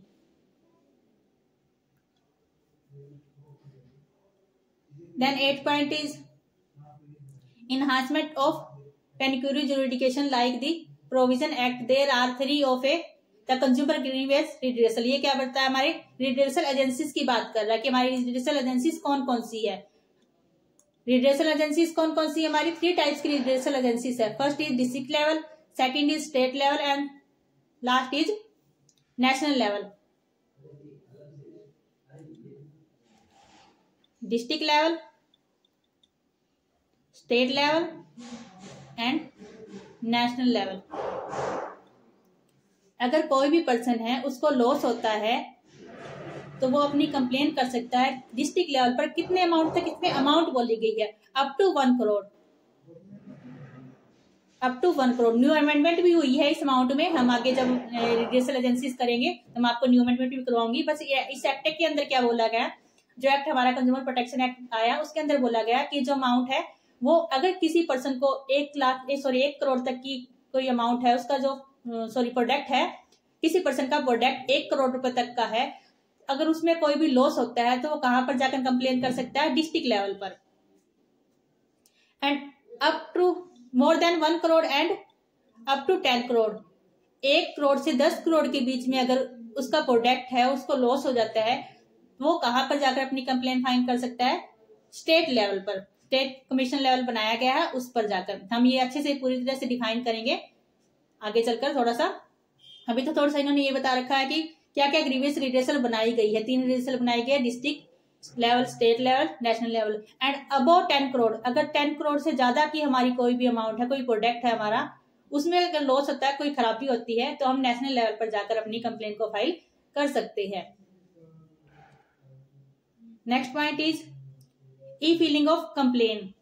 अब इसके अंदर क्या बोला गया, पहले भी ऑनलाइन वाला कॉन्सेप्ट किया हमें ई कॉमर्स का, इसके अंदर उसके अंदर डिफरेंस क्या है, इसके अंदर कंप्लेन के बारे में बोल रहा है। वो क्या बोल रहा था कि हम ऑनलाइन अगर प्रोडक्ट को परचेज करते हैं तो वो भी इसके अंदर इंक्लूड किया जाएगा। अब हम कहीं बाहर घूमने गए, हम गोवा घूमने के लिए गए, गोवा बहुत अच्छा प्लेस है, हम वहां पर घूमने के लिए गए, हम वहां पर देखा, कोई शॉप देखी, कोई मार्केट में हमने घूमे फिरे, वहां पर अच्छा खाया पिया, हम वहां से कोई भी प्रोडक्ट लेकर आए, कोई प्रोडक्ट हमें वहां पर अच्छा पसंद आ गया, हम उस प्रोडक्ट को ले आए। हम बिलोंग करते हैं कहीं से भी, हरियाणा मान कहते हैं, हरियाणा हमारा क्या स्टेट है, हम हरियाणा से बिलोंग करते हैं, हम हरियाणा से गोवा घूमने गए, वहां पे हमें कोई प्रोडक्ट पसंद आया, हम उसको परचेज करके ले आए। घर आकर ये प्रोडक्ट हमने यूज किया और क्या देखा कि जो प्रोडक्ट, जो सोच समझकर जिस पर्पज के लिए हम लेकर आए थे, वो प्रोडक्ट उस पर्पज को फुलफिल नहीं कर रहा है। ऐसा ये प्रोडक्ट है ही नहीं जो हम सोचकर लेके आए थे, या फिर जो मैन्युफैक्चरर ने हमें बताया था। देन पहले क्या होता था, हमें हरियाणा से वापस गोवा जाना पड़ता था, गोवा जाकर हमें वहां के जो कंप्लेन प्रोसीजर था, वहां की जो कोर्ट थी, वहां पर जाकर हमें उसके खिलाफ कंप्लेन करनी पड़ती थी। अब हम पर्सन पहले तो गोवा घूम के आए थे, अब दोबारा से कंप्लेन करने कौन जाए, ये भी बात है। प्रोडक्ट हमारा खराब निकल चुका है, अब दोबारा गोवा कौन जाए, एक बार हम बहुत मुश्किल से घूम के आए हैं। देन अब क्या है, इस एक्ट के अंदर ये हमें अलग से आप ये मान लो सुविधा प्राप्त हुई है कि हम हरियाणा में बैठकर, अपने जो होम प्लेस है वहीं बैठकर हम ऑनलाइन क्या है, गोवा के रिड्रेसल एजेंसीज में हम केस फाइल कर सकते हैं। हमें वापस गोवा जाने की रिक्वायरमेंट नहीं है। अगर हमें हमारी कोई भी मीटिंग होती है, कुछ होता है, तो हम ऑनलाइन अपनी हैंडल कर लेते हैं वीडियो कॉन्फ्रेंस के थ्रू। इसके अंदर पॉइंट के अंदर यही बोला गया है कि ई फीलिंग ऑफ कंप्लेन, हम अपनी कंप्लेन को ऑनलाइन के थ्रू अपनी कंप्लेन को फाइल कर सकते हैं। The new act provide flexibility to the consumer to file complaints with the jurisdictional consumer form located at the place of resident of work, जहां पर वो काम कर रहा है वहां पर बैठकर ही अपनी क्या है, प्रॉब्लम को फाइल कर सकता है। आई होप आपको ये सारे पॉइंट्स क्लियर हो रहे होंगे जो हम करवा रहे हैं। अगर फिर भी आपको थोड़ा बहुत कुछ लगता है, कुछ डाउट आ रहा है, कोई पॉइंट समझ में नहीं आ रहा है, तो आप कमेंट बॉक्स में जाकर अपने डाउट्स क्लियर कर सकते हैं।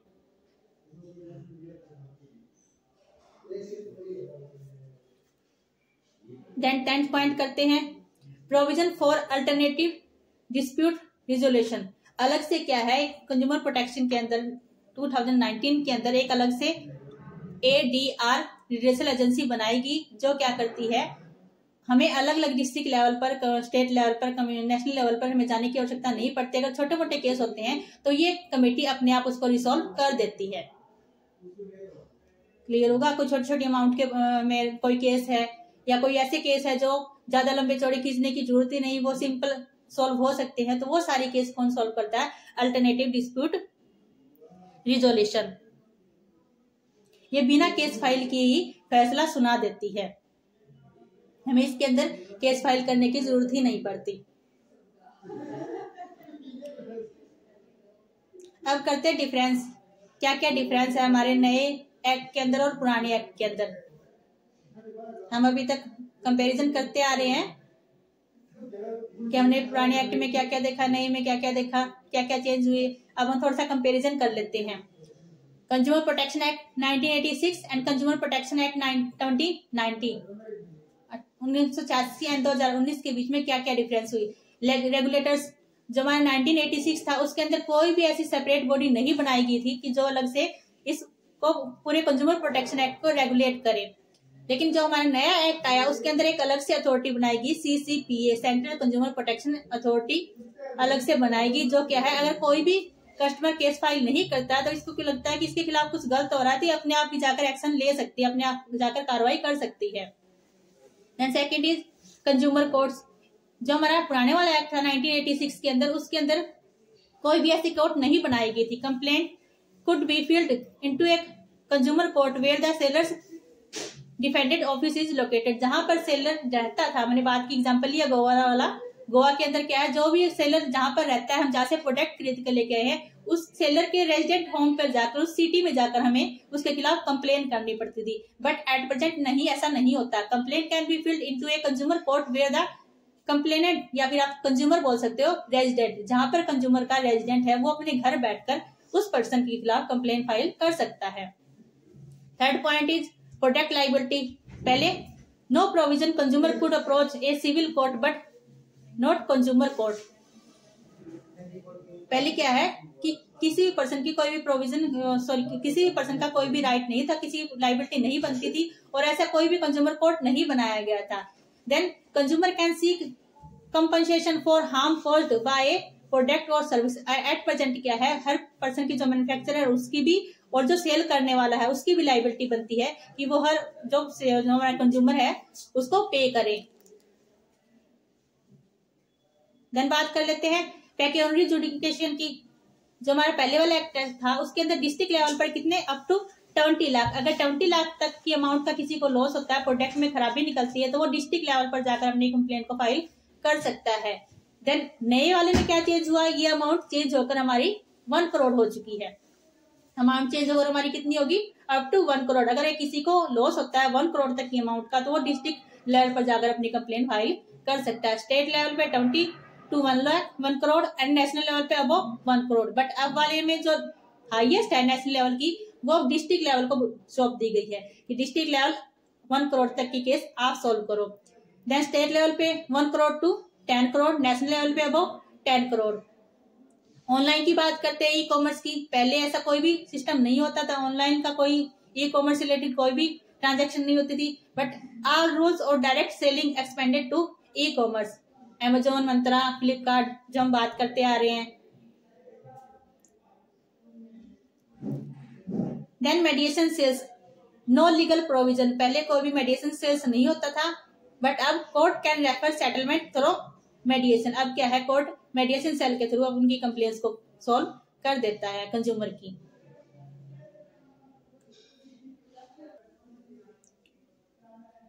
Redressal agencies under the act. कौन कौन सी रिड्रेसल एजेंसीज हमारी 3 है, डिस्ट्रिक्ट लेवल, स्टेट लेवल और नेशनल लेवल। आइए इनको हम थोड़ा सा पहले चार्ट के थ्रू समझते हैं कि है क्या क्या चीज, क्या कैसी किसी कमीशन में क्या क्या चीजें होती है, हम इनको थोड़ा चार्ट के थ्रू समझ लेते हैं। आप भी प्लीज चार्ट प्रिपेयर कर लीजिएगा। फर्स्टली हमने रिड्रेसल एजेंसी के बारे में बात कर रहे हैं। हम रिड्रेसल एजेंसीज, कितनी रिड्रेसल एजेंसीज की हमने, 3 रिड्रेसल एजेंसीज, डिस्ट्रिक्ट लेवल या फिर district commission, second is state commission and last is national commission. आप प्लीज इस चार्ट को अच्छे से प्रिपेयर कर लीजिएगा क्योंकि ये ऑल अबाउट हमारी सारी पूरी जो रिड्रेसल एजेंसी है वो इसके अंदर पूरा टॉपिक कंप्लीट हो जाएगा। तो फर्स्टली जो हमारा डिस्ट्रिक्ट कमीशन है ये किस एक्ट के अंदर आता है, किस सेक्शन के अंदर आता है, सॉरी सेक्शन इज 9A। जो कंज्यूमर प्रोटेक्शन एक्ट के अंदर सेक्शन बनाया गया है 9A, उसके अंदर डिस्ट्रिक्ट कमीशन आता है। Second state commission is section, किस सेक्शन के थ्रू वर्किंग करता है, section 9 subsection D। And national commission section 9 subsection C. ये हमने बात की डिस्ट्रिक्ट कमीशन की, स्टेट कमीशन की एंड नेशनल कमीशन की। सेकंड हम बात कर लेते हैं इसकी अमाउंट की, कि किस किस अथॉरिटी के अंदर कितनी कितनी अमाउंट हम केस फाइल कर सकते हैं। फर्स्टली डिस्ट्रिक्ट कमीशन, जो हमारा कंज्यूमर प्रोटेक्शन एक्ट है कोपरा जो हम कर रहे हैं, एक्ट 2019, उस एक्ट के अंदर बोला गया है कि अगर किसी भी पर्सन को कोई भी लॉस होता है अप टू 1 करोड़, अगर किसी भी पर्सन को 1 करोड़ तक का लॉस होता है कंज्यूमर को, तो वो डिस्ट्रिक्ट कमीशन में जाकर अपनी केस को फाइल कर सकता है। देन बात करते हैं अमेंडमेंट की 30 दिसंबर 2021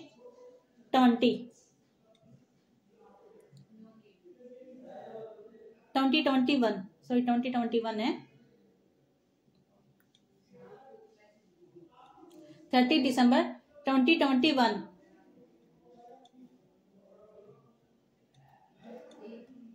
बात करते हैं अमेंडमेंट हुई हमारी 2019 के अंदर एक्ट आया और 2020 के अंदर इसको लागू कर दिया गया, बट अमेंडमेंट नहीं आई हमारी 30 दिसंबर 2021 को। उसके अंदर क्या बोला गया कि डिस्ट्रिक्ट कमीशन के अंदर कौन व्यक्ति कंप्लेन कर सकता है जिसकी प्रोडक्ट की अमाउंट अप टू 50 लाख हो। आपको दोनों ही अमाउंट लर्न करनी है। क्या कि कंज्यूमर प्रोटेक्शन एक्ट के अंदर क्या बोला गया है कि अगर कोई भी पर्सन उसकी अमाउंट कितनी है 1 करोड़ तक का लॉस होता है तो वो केस फाइल करेगा डिस्ट्रिक्ट कमीशन में। बट हमारी न्यू अमेंडमेंट आई, उसके अंदर क्या बोला गया न्यू अमेंडमेंट के अंदर कि आपको लॉस कितना होगा 50 लाख तक का अगर आपको लॉस होता है तो आप डिस्ट्रिक्ट कमीशन में जाकर अपना केस फाइल कर सकते हो। देन बात करते हैं स्टेट कमीशन की। एक्ट के अंदर क्या बोला गया है कि 1 करोड़ टू 10 करोड़। एक्ट के अंदर अमाउंट कितनी बोली गई है 1 करोड़ से लेकर 10 करोड़ तक की अगर अमाउंट है तो स्टेट कमीशन में। बट अमेंडमेंट की बात करें, अमेंडमेंट के अंदर बोला गया है 50 लाख टू 2 करोड़। ये न्यू अमेंडमेंट है, आप इसको भी प्लीज आपको इसको तो ध्यान से ही लर्न करना है। और एक्ट वाले भी हमारे इम्पोर्टेंट है क्योंकि कई बार जो हमारा एग्जाम है उसमें एक्ट के बारे में पूछा जाता है और हर बार आप ये मान लो हर बार हमारे प्रीवियस ईयर में ये क्वेश्चन पूछा गया है। इससे जो हम चार्ट बनाने वाले हैं इस चार्ट में से ही हर बार क्वेश्चन पूछा जाता है, तो आप इस चार्ट को तो अच्छे से ही प्रिपेयर कर लीजिएगा। देन नेशनल कमीशन में क्या अबव 10 करोड़, अबव 10 करोड़। अगर 10 करोड़ से ज्यादा की अमाउंट का अगर लॉस होता है आपको तो आप नेशनल कमीशन में जाकर अपना केस फाइल कर सकते हो। और अमेंडमेंट के अकॉर्डिंग अबव 2 करोड़। तो ये दोनों ही अमाउंट आपको अच्छे से लर्न करनी है।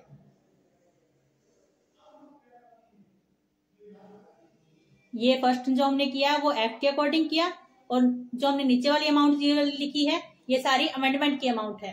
तो आपके हो सकता है आपके एग्जाम में क्वेश्चन क्या आ सकता है, या तो एक्ट वाला भी पूछ सकते हैं या फिर अमेंडमेंट वाला भी पूछ सकता है। तो आपको ये दोनों ही लर्न करनी है। नेक्स्ट हम बात करते हैं इसके मेंबर्स की, कौन कौन इसका मेंबर्स हो सकता है, कौन कौन नहीं हो सकता मेंबर।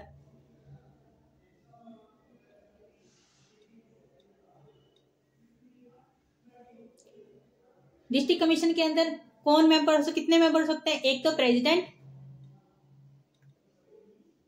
And 2 other member. इसके अंदर टोटल कितने मेंबर है, 2 मेंबर है और एक प्रेसिडेंट है। और जो 2 मेंबर है इनमें कम से कम एट लिस्ट ज्यादा हो सकती है, बट एट लिस्ट तो एक वुमेन होनी ही चाहिए, एक फीमेल वर्जन तो होना ही होना चाहिए, कंपल्सरी बोला गया है इस एक्ट के थ्रू। तो क्वेश्चन में कई बार पूछा जाता है, हर बार हमारे यूजीसी नेट में भी पूछा गया है, एस्टेट में भी बल्कि ये क्वेश्चन पूछा गया है, मैनेजमेंट में, कॉमर्स में, एचपीएससी में हर बार इससे रिलेटेड क्वेश्चन आता है कि जो प्रेसिडेंट जो मेंबर है वो कितने हैं। मेंबर हमारे डिस्ट्रिक्ट लेवल पे कितने हैं, प्रेसिडेंट 1 एंड मेंबर कितने हैं 2 अदर मेंबर है, एटलीस्ट कितनी है, एक वुमेन तो कंपल्सरी है। देन बात कर लेते हैं स्टेट लेवल पे मेंबर्स, एक प्रेसिडेंट देन 4 अदर मेंबर।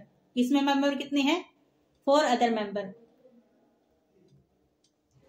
और इसमें भी वही वुमेन वाली बात कि एक है वुमेन कंपल्सरी है। एक वुमेन रखना हर किसी को कंपलसरी है। लास्ट ईयर नेशनल कमीशन पे कितने मेंबर है? एक प्रेसिडेंट तो हर किसी में है। एंड इसमें मेंबर कितने बोले गए? 11 मेंबर। इसमें कम से कम कितने मेंबर होने चाहिए? 11 मेंबर होने चाहिए।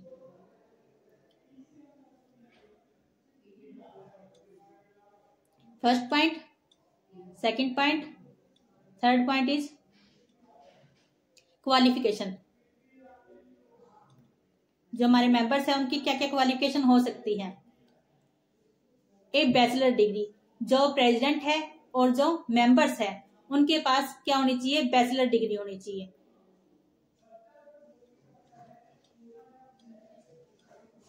बैचलर डिग्री किस किस से रिलेटेड हो सकती है? इकोनॉमिक्स से, लॉ से, पब्लिक अफेयर से, कॉमर्स से, ये सब क्या है? उनकी बैचलर डिग्री है। और बैचलर डिग्री किसी रेपुटेटेड यूनिवर्सिटी से होनी चाहिए, कॉलेज से होनी चाहिए। तीनों के पास सेम यही बोला गया है कि डिस्ट्रिक्ट कमीशन में कोई भी अगर जज बनता है, प्रेसिडेंट बनता है, मेंबर बनता है तो उसके पास बैचलर डिग्री होनी चाहिए। स्टेट कमीशन में भी सेम बोला गया बैचलर डिग्री, या नेशनल कमीशन पे भी क्वालिफिकेशन बैचलर डिग्री बोला गया है। फोर्थ पॉइंट की बात करते हैं। Fourth point is minimum age. Minimum age कितनी होनी चाहिए? डिस्ट्रिक्ट कमीशन पे 35 ईयर, प्रेसिडेंट और मेंबर्स दोनों की। स्टेट कमीशन में minimum age 40 year and national commission पर भी 40 ईयर मिनिमम एज इनकी रखी गई है। फिफ्थ पॉइंट,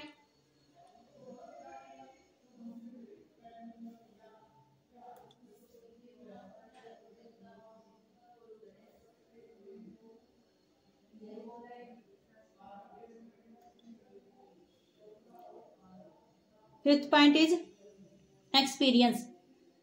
एक्सपीरियंस कितना होना चाहिए?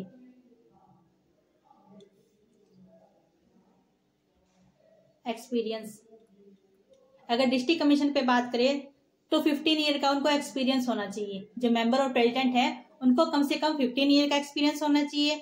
स्टेट लेवल पर, स्टेट कमीशन पर कितना होना चाहिए? 20 ईयर का।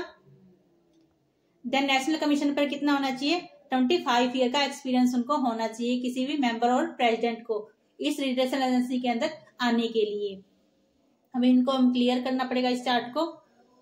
आप इस चार्ट को प्लीज अच्छे से बना लीजिएगा, कॉपी कर लीजिए। अगर आपको स्क्रीनशॉट लेना, स्क्रीनशॉट भी ले सकते हो।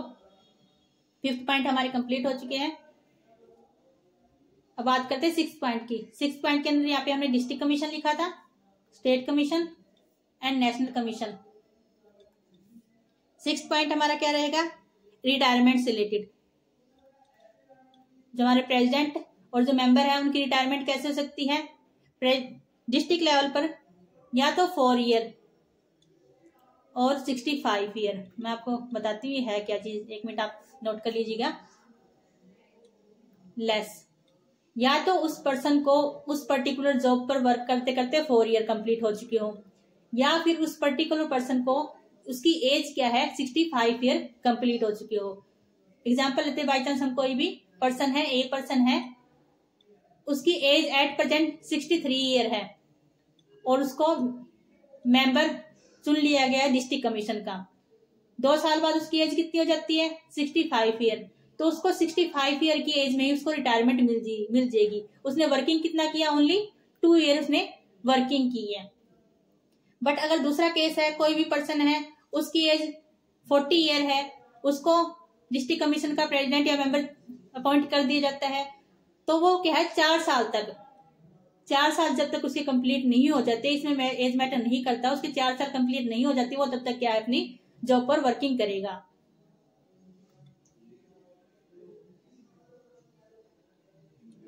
आई होप आपको ये पॉइंट क्लियर हो गया होगा। 4 ईयर और 65 ईयर क्या है? दोनों में से कम जो भी पहले टाइम पीरियड का पूरा हो जाएगा, या तो 4 साल या 65 ईयर, देन क्या उसकी रिटायरमेंट एज होगी। Second point is state commission. State commission के अंदर क्या है? ये तो प्रेसिडेंट और मेंबर दोनों के लिए है, प्रेसिडेंट और मेंबर दोनों के लिए सेम रिटायरमेंट एज है। बट स्टेट कमीशन पे क्या है? अलग है।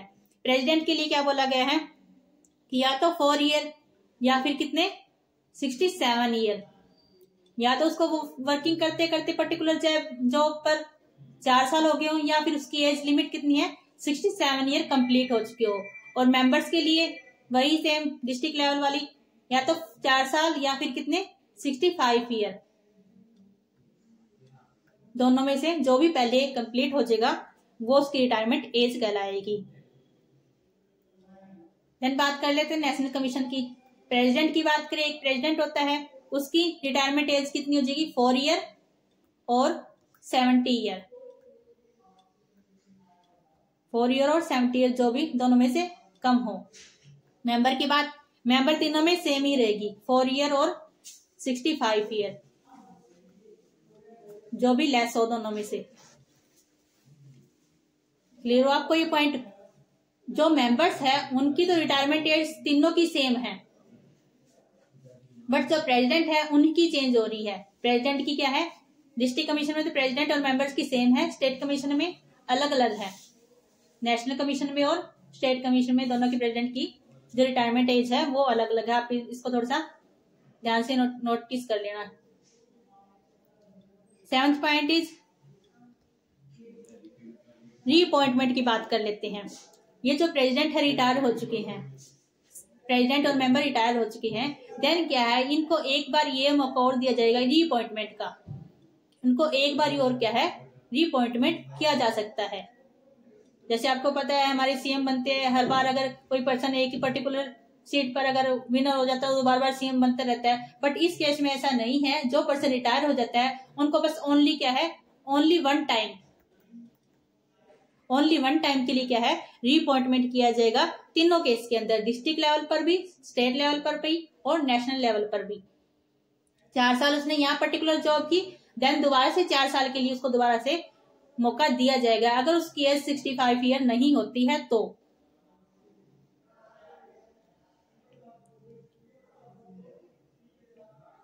आई होप आपने चार्ट अच्छे से बना लिया होगा और आपको क्लियर भी हो चुका होगा। अगर फिर भी आपको कुछ प्रॉब्लम है इस चार्ट से रिलेटेड तो आप कमेंट बॉक्स में जाकर पूछ लेना।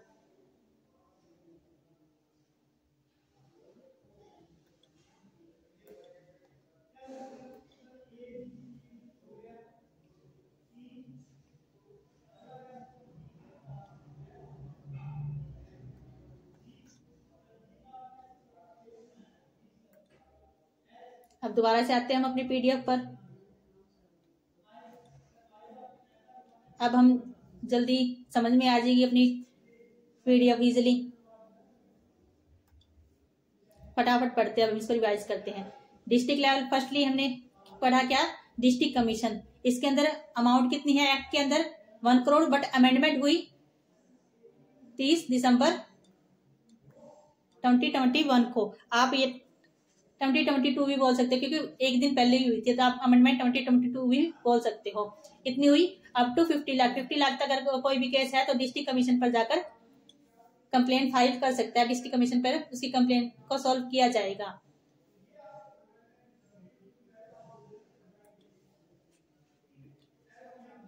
देन प्रेसिडेंट की बात कर लेते हैं। प्रेसिडेंट हमने देखा एक प्रेसिडेंट होता है, और जो प्रेसिडेंट होता है वो डिस्ट्रिक्ट लेवल के हाई कोर्ट का प्रेसिडेंट होना चाहिए। जो प्रेसिडेंट है उसको कैसे अपॉइंट किया जाएगा, वो पहले से कोई किसी कोर्ट का जज होना चाहिए, और जज कौन सी कोर्ट का होना चाहिए, डिस्ट्रिक्ट लेवल पर डिस्ट्रिक्ट कमीशन के लिए डिस्ट्रिक्ट कोर्ट का उसको जज होना चाहिए। Minimum as 35 year, experience 15 year का, यह सब हम चार्ट में कर चुके हैं।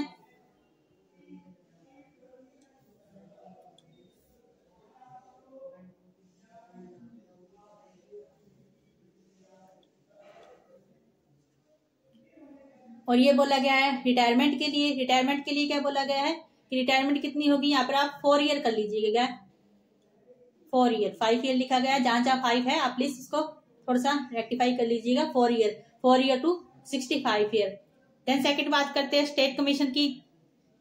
स्टेट कमीशन पे एक प्रेसिडेंट, एक्ट सेक्शन कौन सा था 9B, और एक्ट में क्या बोला गया है, अब 1 करोड़ टू 10 करोड़ तक की अमाउंट हमारी स्टेट कमीशन में आती है, बट अमेंडमेंट में क्या बोला गया 50 लाख टू 2 करोड़ की अमाउंट हमारी कितनी है स्टेट कमीशन के लेवल पर आनी चाहिए। एक बात और मैं आपको बता देती हूँ, at present 35 state commission India के अंदर वर्किंग करते हैं।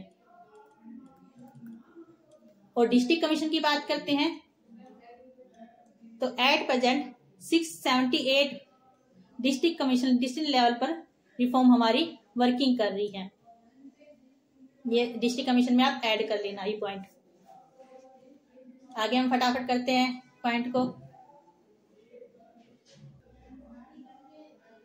और जो डिस्ट्रिक्ट कमीशन का जो हमारा जज है वो क्या होना चाहिए, वो हाई कोर्ट का जज होना चाहिए। जो प्रेसिडेंट है हमारा वो हाई कोर्ट का जज होना चाहिए। उसके पास क्वालिफिकेशन क्या होनी चाहिए, वो जज हो किसका, हाई कोर्ट का। जब हमने डिस्ट्रिक्ट लेवल पर बात की वो डिस्ट्रिक्ट कोर्ट का जज होगा। स्टेट कमीशन की बात की वो स्टेट कमीशन पे कौन सा हो सकता है, स्टेट लेवल पर हाई कोर्ट होता है हमारा। और नेक्स्ट हम बात करेंगे नेशनल कमीशन की, तो वहां पर सुप्रीम कोर्ट का जज क्या है, इसका प्रेसिडेंट बन सकता है। आगे इसमें क्या है, 4 अदर मेंबर्स स्टेट लेवल पर और एक प्रेसिडेंट, एक वुमेन होनी चाहिए। मिनिमम एक्सपीरियंस कितना बोला गया था, 40 ईयर का, सॉरी मिनिमम उसकी एज कितनी होनी चाहिए, 40 ईयर होनी चाहिए। तो एक्सपीरियंस कितना होना चाहिए, 20 ईयर्स का एक्सपीरियंस होना चाहिए। ये सब हम चार्ट में कर चुके हैं। अगर फिर भी आपको कोई भी वर्ड अगर आपको क्लियर नहीं हो रहा तो आप कमेंट बॉक्स में पूछ लीजिएगा।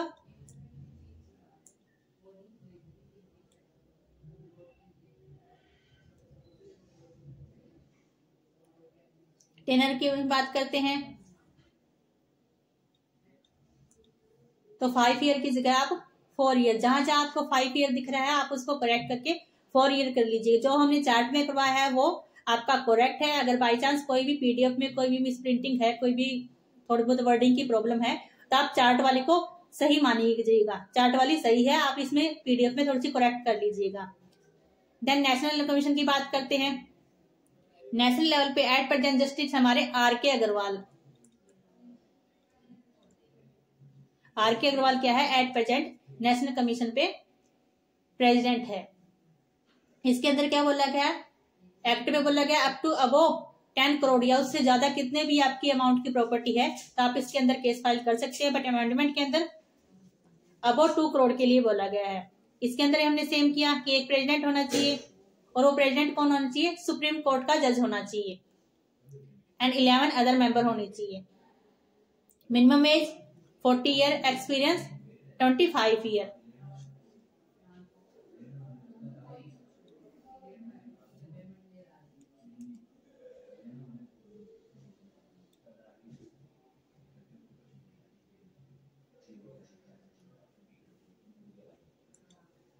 नेट टेनर की बात करते हैं, इसका लाइफ टाइम कितनी, 4 ईयर की या फिर 70 ईयर प्रेसिडेंट के लिए है। और ये जो नीचे वाली है 4 ईयर और टू 65 ईयर ये मेंबर्स की है।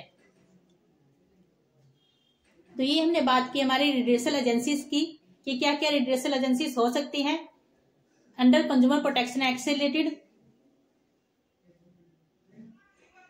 इनके कंपैरिजन किए आप पढ़ लीजिएगा, इसमें ज्यादा कुछ नहीं है, बस वही है जो मैं आपको करवा चुकी हूँ चार्ट के अंदर। वो चार्ट आपने अगर अच्छे से प्रिपेयर कर लिया है तो ये सब कुछ आपका क्लियर हो जाएगा, इसमें कोई प्रॉब्लम नहीं है। अब हम जो मेन टॉपिक हमारा ऑनलाइन कंप्लेन फाइल वाला वो करते हैं। इसके अंदर ऑनलाइन प्रोसीजर बता दिया गया है कि अगर आपको ऑनलाइन कंप्लेन करनी है तो आपको क्या क्या प्रोसेस करना पड़ेगा। First is issuance on notice before the filing of complaint. It is advisable for the complaint to issue a notice to opposite party. सबसे पहले हमें क्या है, अगर हमारा कोई भी प्रोडक्ट, नॉर्मली हम बात करते हैं किसी भी पर्सन की, कोई भी प्रोडक्ट खरीद कर लेके आता है, अगर उसका प्रोडक्ट खराब निकल जाता है तो सबसे पहले वो क्या करता है, ये थोड़ा ना क्यों नेशनल लेवल पर जाकर खिलाफ कंप्लेन करता है। सबसे पहले वो क्या जाता है उस शॉपकीपर के पास जाकर सोचता है कि क्यों क्या पता हमारी यहीं से प्रॉब्लम सॉल्व हो जाए। तो सबसे पहले नोटिस देना पड़ता है अपोजिट पार्टी को जिसके साथ आपने कॉन्टेक्ट किया, डील किया है, अपनी प्रोडक्ट को सेल या परचेज किया है। Then highlight the defect efficiency of goods and service. Product से रिलेटेड क्या होता है, डिफेक्ट होता है। गुड्स से सर्विस से रिलेटेड क्या होता है, डिफिशिएंसी होता है। अगर हमारा प्रोडक्ट खराब है, गुड्स खराब है, हमारी कोई भी प्रोडक्ट खराब है तो उससे रिलेटेड हम बात करते हैं वो डिफेक्टिव है, डिफेक्टिव निकल जाती है कोई भी प्रोडक्ट हमारे खराब। अगर सर्विस हमारी खराब निकलती है, सर्विस में कोई प्रॉब्लम है तो उसको डिफेक्ट नहीं बोलेंगे, उसको बोलेंगे हम डेफिशिएंसीज। क्या आपको वर्डिंग आई होप क्लियर होगी। तो क्या बोलता है कि अगर कोई भी प्रोडक्ट खराब निकलता है, कोई भी सर्विस हमारी है डेफिशिएंसी निकलती है, तो सबसे पहले हमें क्या है, अपोजिट पार्टी को नोटिस देना चाहिए। सेकंड स्टेप क्या है, determining the jurisdiction, the complaint have to filed within the pecuniary and territorial jurisdiction. अभी बात की हमने की थी तीन अलग अलग लेवल पर हमारी रेजिस्ट्रेशन एजेंसीज की थी, कौन कौन सी थी, district commission, state commission and national commission. अगर वो पर्सन हमारी बात नहीं सुनता, वो सेलर हमारी बात नहीं सुनता, हमने उसको नोटिस भी दे दिया है, फिर भी वो क्या हमारी कोई भी सुनवाई नहीं कर रहा, देन हमें क्या है, अपनी अलग अलग रजिस्टर एजेंसीज पर जाकर हमें देखना चाहिए कि हमारी प्रोडक्ट है वो कितने अमाउंट तक का है। अगर हमारा प्रोडक्ट 1 करोड़ तक का है तो हमें डिस्ट्रिक्ट कमीशन पर जाना चाहिए, 1 करोड़ से ज्यादा है तो स्टेट वाला जाना चाहिए, अगर अबो 10 करोड़ है तो नेशनल कमीशन पर जाना चाहिए। और साथ में आपको अमेंडमेंट की अमाउंट भी याद रखनी है। अमेंडमेंट की अमाउंट कितनी थी डिस्ट्रिक्ट कमीशन पर, up to 50 lakh, up to 50 lakh.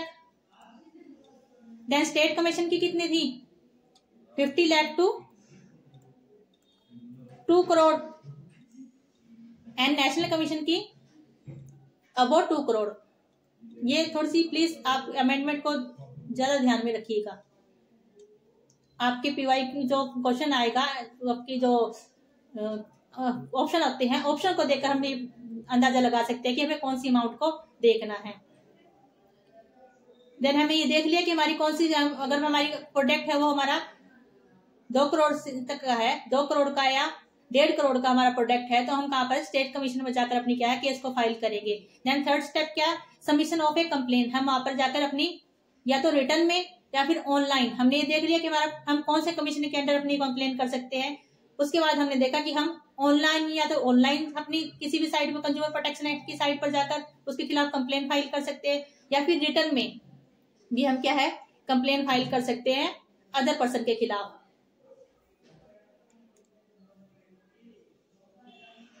इसके अंदर क्या बोला गया है, aggrieved party can register complain.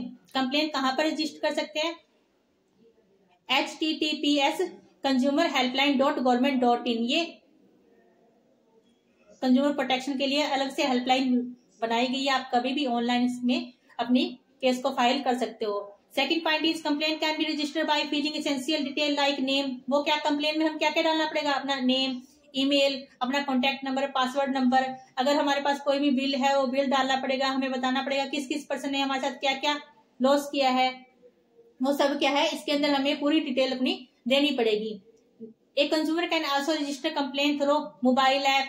कैसे कर सकता है, ये हेल्पलाइन पे कैसे जा सकता है, अपने मोबाइल ऐप से, एनसीएच ऐप, उमंग ऐप, कंज्यूमर ऐप, ये अलग अलग से ऐप दी गई है, आप इन ऐप पर जाकर अपनी कंप्लेन को फाइल कर सकते हो। Then fourth step is content of the complain. क्या क्या कंटेंट रहेगा उसके अंदर, फर्स्ट क्या है, name and complain detail of complainant and opposite party. हमें जो अदर पार्टी जिसके खिलाफ हम कंप्लेन कर रहे हैं, हमें उसका पूरा बायोडाटा देना पड़ेगा कि उसने हमसे कैसे धोखा किया है। उसकी अगर शॉप है तो उसकी शॉप का एड्रेस भी देना पड़ सकता है, अगर कोई ऐप है ऑनलाइन थ्रू मोड है तो ऑनलाइन उसका मोड भी हमें देना पड़ेगा। Date and time of purchase, हमने कब परचेज की, गुड्स एंड सर्विस को टाइम क्या था, वो सब कुछ हमें सारी क्या है इसके अंदर कंटेंट डालना पड़ेगा फोर्थ पॉइंट के अंदर। देन फिफ्थ पॉइंट करते हैं। फिफ्थ पॉइंट के अंदर क्या बोला गया है, लिमिटेशन फॉर फिलिंग कंप्लेन। हम कब तक अपनी कंप्लेन को कर सकते हैं, हमारा प्रोडक्ट खराब निकल चुका, डिफेक्ट है, तो विद इन 30 दिन, जब हमने प्रोडक्ट को परचेज किया है, प्रोडक्ट परचेज किया है उस डेट से लगाकर विद इन 30 डे, 30 दिन के अंदर अंदर हमें क्या अपनी कंप्लेन को केस फाइल करनी पड़ेगी। अगर कोई इमरजेंसी केस होता है, कुछ और जैसे कोई भी प्रॉब्लम हो जाती है, कोई हॉलीडे वगैरह कुछ भी आ जाता है, तो उस केस में हमें 15 डेज का अलग से टाइम पीरियड दिया जाएगा। मतलब टोटल क्या है 45 डेज। विद इन 45 डेज के अंदर अंदर क्या है हमें अपनी कंप्लेन को फाइल करना पड़ेगा। और उसके बाद हम कोई किसी कस्टमर के कंज्यूमर के खिलाफ जाते हैं, किसी सेलर के खिलाफ कोई भी कंज्यूमर जाता है, केस फाइल करता है, तो वो मान्यता उसको नहीं दी जाएगी। स्पेशली बोला गया है ये हमारे एक्ट के अंदर कि विद इन 30 डेज आपको क्या है अपनी केस फाइल करना पड़ेगा। अगर कोई इमरजेंसी कोई केस होता है कुछ और अगर कोई दिक्कत होती है तो आपको 15 डे अलग से दे दिए जाएंगे। देन कोर्ट फीस, लास्ट में क्या है कंज्यूमर को उसकी कोर्ट फीस प्रोवाइड करनी पड़ती है। चलिए हम थोड़ा सा जान लेते हैं कि कोर्ट फीस क्या क्या हो सकती है, कैसे कैसी हो सकती है। डिस्ट्रिक्ट कमीशन की बात करते हैं। डिस्ट्रिक्ट लेवल पर छोटा सा चार्ट हम यूं ही बना लेते हैं रफली। डिस्ट्रिक्ट कमीशन की बात करते हैं तो अगर आपकी अमाउंट 5 लाख रुपीस तक है, अगर आपकी अमाउंट 5 लाख रुपीस तक है, देन आपको कितने चार्ज करने पड़ेंगे? आपको चार्ज करने पड़ेगा नील। इट मीन्स अगर आपका कोई भी प्रोडक्ट 5 लाख रुपए तक का है और आपको उससे लॉस होता है तो आपकी कोर्ट फीस कुछ भी नहीं लगेगी। आपको सिर्फ जाकर कंप्लेन करना है, देन आपका केस सॉल्व किया जाएगा। इसके लिए आपको कोई भी चार्जेस नहीं देने पड़ेंगे। अबो 5 लाख टू 10 लाख, 5 लाख टू 10 लाख की बात करते हैं तो कोर्ट के लिए कितने चार्जेस देने पड़ेंगे हमें? 200। 10 टू 20 लाख की बात करते हैं, ये डिस्ट्रिक्ट कमीशन की बात करें हम, 10 टू 20 लाख हमें 400, ये कोर्ट की फीस बता रहे हैं। And above 20 lakh to 50 lakh, क्योंकि अमेंडमेंट में कितना बोला गया है? 50 लाख, अप टू 50 लाख हम डिस्ट्रिक्ट कोर्ट में। और अगर 20 लाख से 50 लाख तक का हमारा कोई प्रोडक्ट है तो हमारा कोर्ट के चार्जेस कितने लगेंगे? 100। ये हमने क्या की? कोर्ट फीस की बात की। अगर 5 लाख तक है आपको नील है, 5 लाख से ज्यादा है तो ये आपकी अमाउंट रहेगी। अब बात करते हैं स्टेट लेवल की, स्टेट कमीशन की। अबव 50 लाख और 1 करोड़, अगर आपका 50 लाख से 1 करोड़ के बीच में प्रोडक्ट है, आपके कोर्ट चार्जेस कितने लगेंगे? 200। 200 क्या है? आपके कोर्ट के चार्जेस होंगे। और 1 करोड़ टू 1 करोड़ के लिए कितना होगा कोर्ट चार्जेस? 2500। 50 लाख से 1 करोड़ 2000 एंड 1 करोड़ से 2 करोड़ की अमाउंट के लिए आपके 2500 रुपीज चार्ज के लिए जाएंगे कोर्ट की तरफ से। देन थर्ड था हमारा नेशनल कमीशन। नेशनल कमीशन की बात करते हैं। अबाउट 2 करोड़ और 4 करोड़, 2 करोड़ से लेकर 4 करोड़ की अगर बात करें तो कोर्ट के चार्जेस रहेंगे 3000 रुपए। एंड 4 करोड़ से लेकर अगर 6 करोड़ तक की बात करें तो है 4000, सॉरी 100 नहीं है, 1000 है ये, 4000। 6 crore to 8 crore 500 and 8 crore to 10 crore 6,000 and about 10 crore की अगर बात की जाती है तो इसके लिए कोर्ट के चार्जेस होंगे हमारे 750 रुपीज। ये आप अच्छे से चार्ट बना लीजिएगा। नेशनल लेवल पे सबसे ज्यादा हमारे अगर कोई भी चार्जेस लगते हैं तो वो अबाउट 10 करोड़ के लिए कितने? 7,500 रुपए हमारे कोर्ट की फीस लगेगी। तो ये जो डिमांड ड्राफ्ट की बात करें ना, 5000 से कट करके आप ये सारी जो मैंने आपको करवाई गई है कोर्ट के चार्जेस, वो आप नोट कर लीजिएगा। ये कंप्लीट हुआ हमारा प्रोसीजर। देन क्या है? केस फाइल हो जाएगा और उस पर्सन की प्रॉब्लम को सॉल्व किया जाएगा।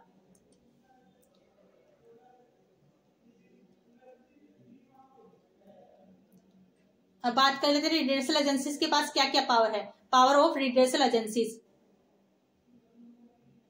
फर्स्टली क्या है?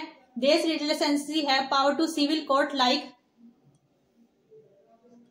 ये जो रिड्रेसल एजेंसीज हमारी 3 की हमने, district commission, state commission and national commission, इनके ये कोर्ट नहीं है, ये तीनों क्या है? कमीशन है। बट इनको क्या पावर दी गई है कि आप कोर्ट के जैसे अपनी कार्रवाई को कर सकते हो। Second is summoning and enforcing attendance of witness and examining the witness on the oath. Third point, discovery and protection of any document और अदर मटेरियल और एविडेंस।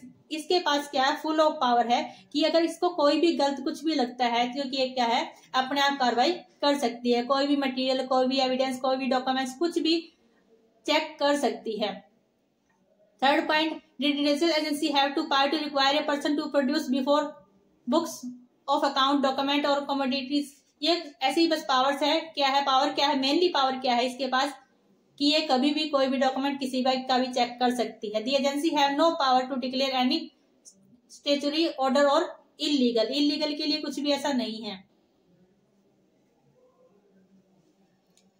कोई भी इलीगल क्या है वो बात नहीं बोल सकती, कोई भी प्रूफ नहीं दे सकती, उसके पास इतनी पावर नहीं है।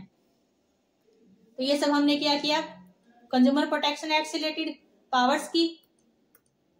आई होप आपको क्लियर हो गया होगा सारा टॉपिक। इसमें ऐसा कुछ ज्यादा नहीं था, इसलिए मैंने आपको करवाया नहीं। आप इसको एक बार रीड आउट कर लीजिएगा। तो आज हमने क्या क्या किया थोड़ा सा देख लेते हैं। हमारी वीडियो थोड़ी सी ज्यादा ही लंबी हो गई है, थोड़ा सा बस ऑल आउट इसके बारे में थोड़ा सा फ्रेम कर लेते हैं। हमने क्या किया, सबसे पहले कंज्यूमर प्रोटेक्शन एक्ट पढ़ा कि हमारा है क्या।